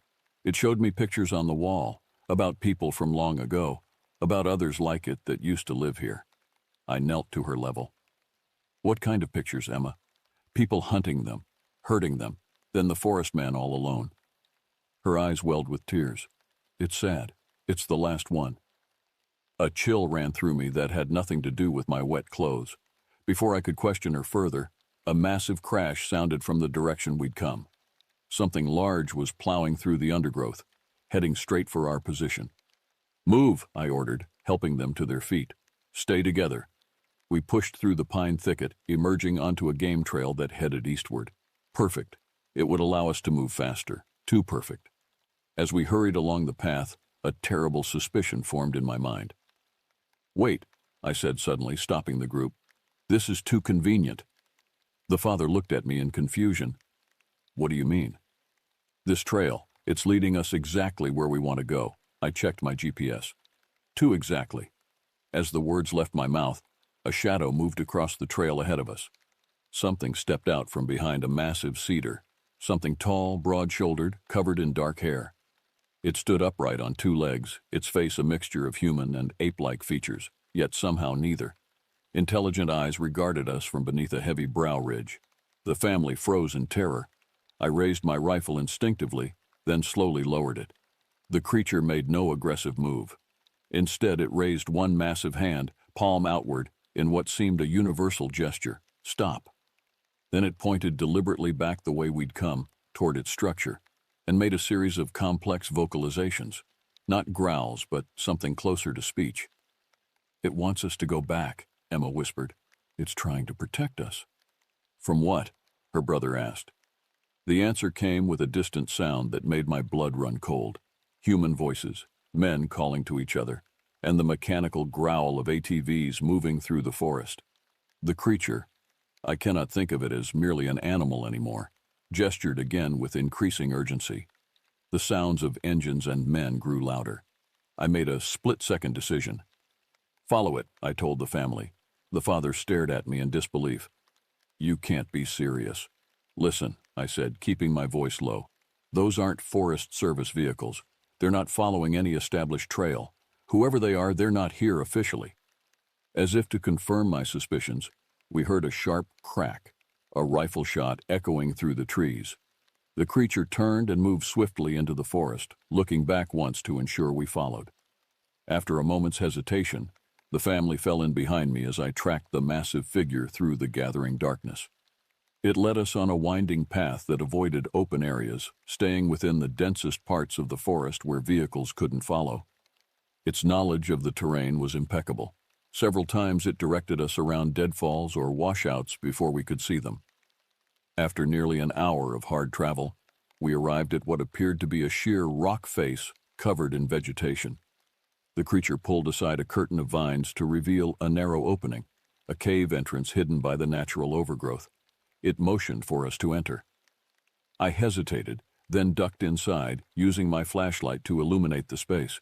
The cave extended about 30 feet into the hillside, dry and surprisingly warm. At the back were more of the stick structures we'd seen in the forest, smaller versions arranged like furniture.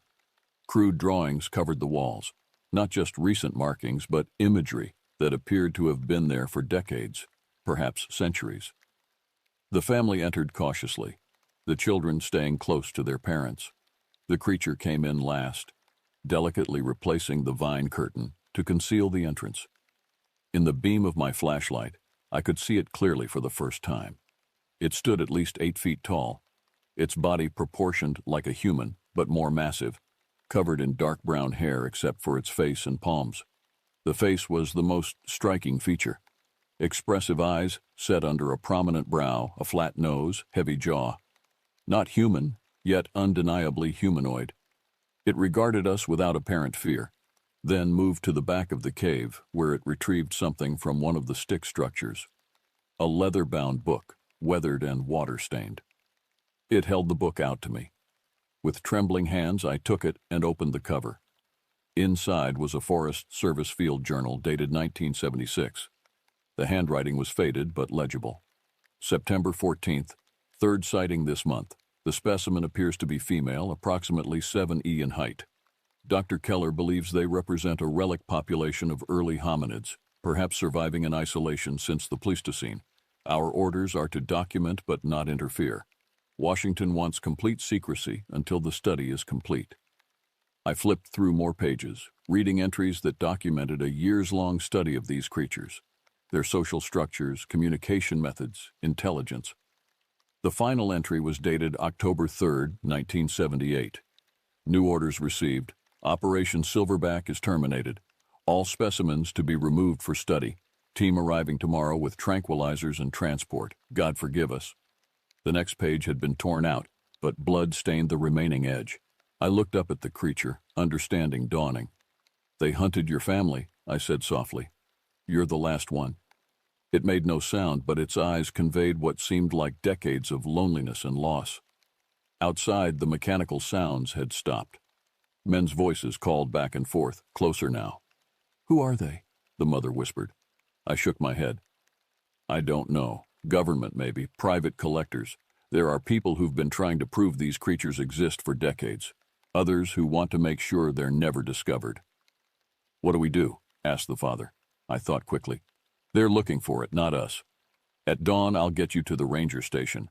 Report you found, simple rescue. Never mention any of this. And him? The little girl asked, looking at the creature without fear. I don't know, I admitted. The creature moved to the wall of the cave, pointing to a series of drawings. They showed humans and his kind together, not fighting, but cooperating, hunting together, building shelters. Then images of separation, conflict, retreat into the deep forest. It's a history, I realized aloud, your history with humans. It nodded, then pointed to the children, then back to the drawings of cooperation. You want peace, I said. Coexistence. Another nod. Outside, voices approached the hillside. Flashlight beams played across the vines covering our hiding place. The creature moved to a narrow passage at the back of the cave I hadn't noticed before. It gestured for us to follow, then disappeared into the darkness. We crawled through a tight tunnel that opened into another larger chamber. This one had a small underground stream running through it, and, remarkably, an opening to the night sky above, a natural chimney providing ventilation. The creature pointed upward, then at me, then made a gesture like using a phone. Signal, I realized. I could get reception up there. I climbed the rough stone wall to the opening, about 15 feet up. As I reached the top, my satellite phone picked up a weak signal. Enough for a text message, not a call. I sent a coded emergency alert to my supervisor. Code Silver at Black Ridge. Unauthorized personnel in preserve. Witnesses. It would bring an official response force by morning. When I descended, the creature had arranged pine boughs into sleeping pallets for the family. It offered them dried berries and what looked like strips of smoked fish from a stone cache in the corner. The night passed tensely, with the sounds of the searchers occasionally audible through the cave system. The children eventually fell asleep, exhausted from the ordeal. The parents and I took turns keeping watch alongside the creature, who seemed to need little rest. During my watch, I studied our unlikely protector as it sat motionless, listening to the forest. I thought about the journal, about what had happened here decades ago, about what would happen when morning came. They'll come for you again, I said quietly. If they know you exist, they'll never stop. It turned to me with those ancient, intelligent eyes and placed one massive hand over its heart, then reached out to touch my chest gently. The message was clear: trust, connection, a choice. Dawn broke with the sound of Forest Service helicopters in the distance. The creature led us back through the tunnel system to a different exit, one that emerged in a dense grove of trees half a mile from where we'd entered. The ranger station is 3 miles that way, I told the family, pointing east. Stick to my story. You got lost, I found you. Nothing unusual. What about you? The father asked. I'm staying, I replied, my decision made during the long night. Someone needs to document what's happening here. Someone official. The mother hugged me impulsively. Be careful. As they prepared to leave, the little girl approached the creature without fear and held out her hand. After a moment's hesitation, it extended one massive finger, which she grasped briefly. Goodbye, forest man, she said. After the family departed, the creature and I returned to the cave. I used my camera to document everything: the journal, the wall drawings, the structures, evidence of an intelligence that science had refused to acknowledge. I don't know what will happen when my colleagues arrive, whether this revelation will be buried like all the others, or if this time, the truth will finally emerge. What I do know is that these woods hold wonders and secrets beyond what most humans ever imagine. If you're reading this, it means my report made it out. That someone, somewhere decided the truth was more important than the secrets we've kept for decades. The creature, no, the being, watches me writing this account. It understands more than it can say. It has survived alone for too long. It is the last of its kind, but perhaps not for much longer.